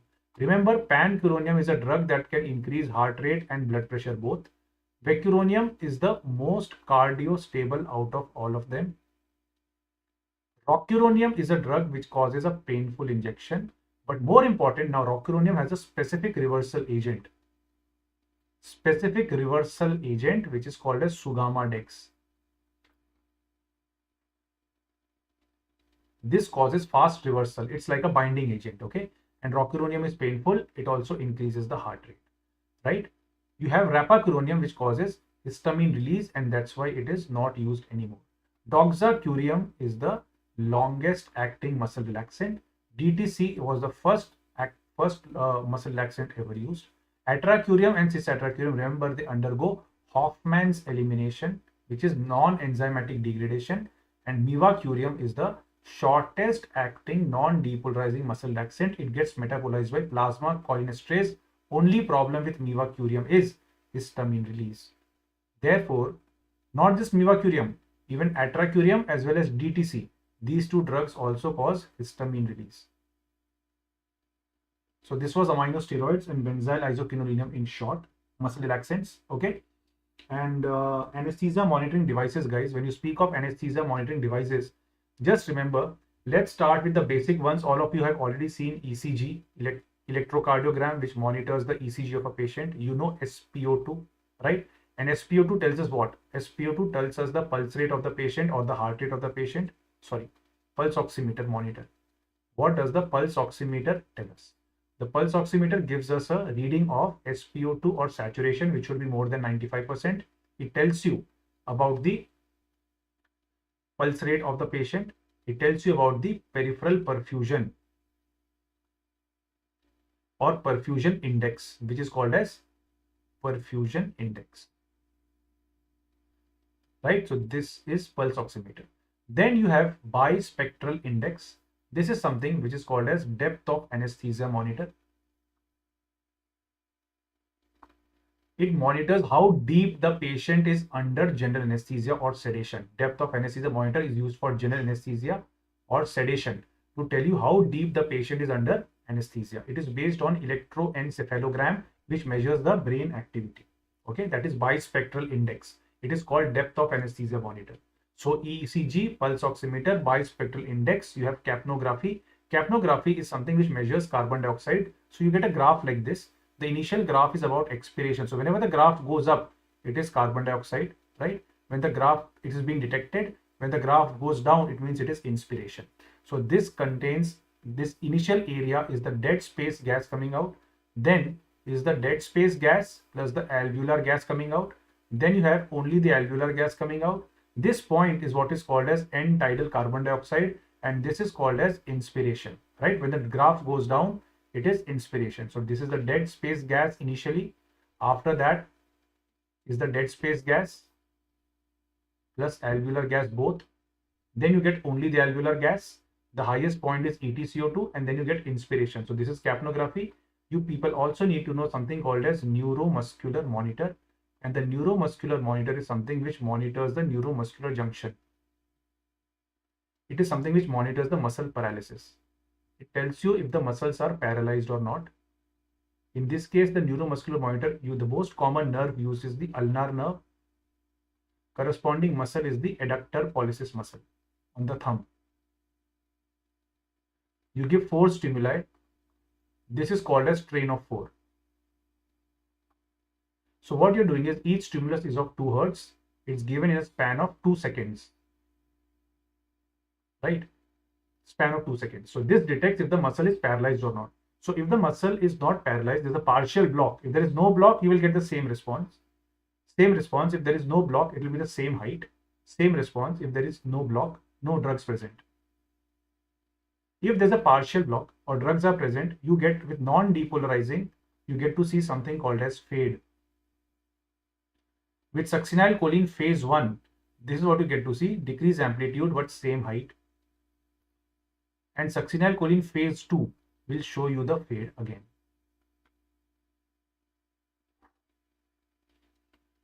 Okay guys, so I discussed all the monitors also with you, right? Apart from that, this was about the normal anesthesia, but many times in anesthesia we also use what people would be knowing it as central line, which is specially used in the ICU where we monitor the central venous pressure, and we also insert arterial line in major surgery. So both of these are put in, arterial line is also put. This measures this is called invasive blood pressure measurement.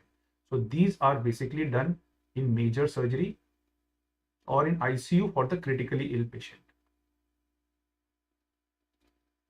So apart from this, there are other monitors also, but you people don't need to know, like in bispectral index. Apart from that, there is something called as evoked potentials and all, but you people don't need to know that. All right, guys. So hopefully I have tried to cover all the points that you people asked me. Any questions and doubts apart from that? So thank you for joining. Dr. Arun, Dr. Tech Simplified, Dr. Ashwani, everyone else who's joined. Thank you, guys. Any questions and doubts, please ask me. You can explore the Farre series further, right? This is what we have. All right. Thank you guys for joining me at this session. Any questions or doubts, feel free to ask me. So tell my Insta ID is Dr. Vinish. You can get in touch with that. Dr.Vinish. That's my Insta ID. You can follow us on PW MedEd as well. My Insta ID is dr.vinish. Right? You can connect with me on the Instagram. Yes? Any questions and doubts, guys? No? Thank you for joining me at this session. It was wonderful interacting with all of you. And the interaction kept the session live. It made me also feel good. And some things were absolutely, where came out of the blue, which I was not prepared, which is fine because you had those doubts. And hopefully I was able to explain to you those doubts for which I did not have the diagrams. The initial parts which I had thought, for that I had the diagrams. But the questions which you asked me, like normally I would have diagrams and images for things, which are asked in the exam this way. So I could have discussed that out, but I did not have them with me. But hopefully whatever doubts you had got slightly cleared. Okay. So thank you so much for joining me at this session. All the best. Do well. Stay in touch with us. You have my Insta ID. All of us are always available. Do well. Take care. Bye-bye. Good night.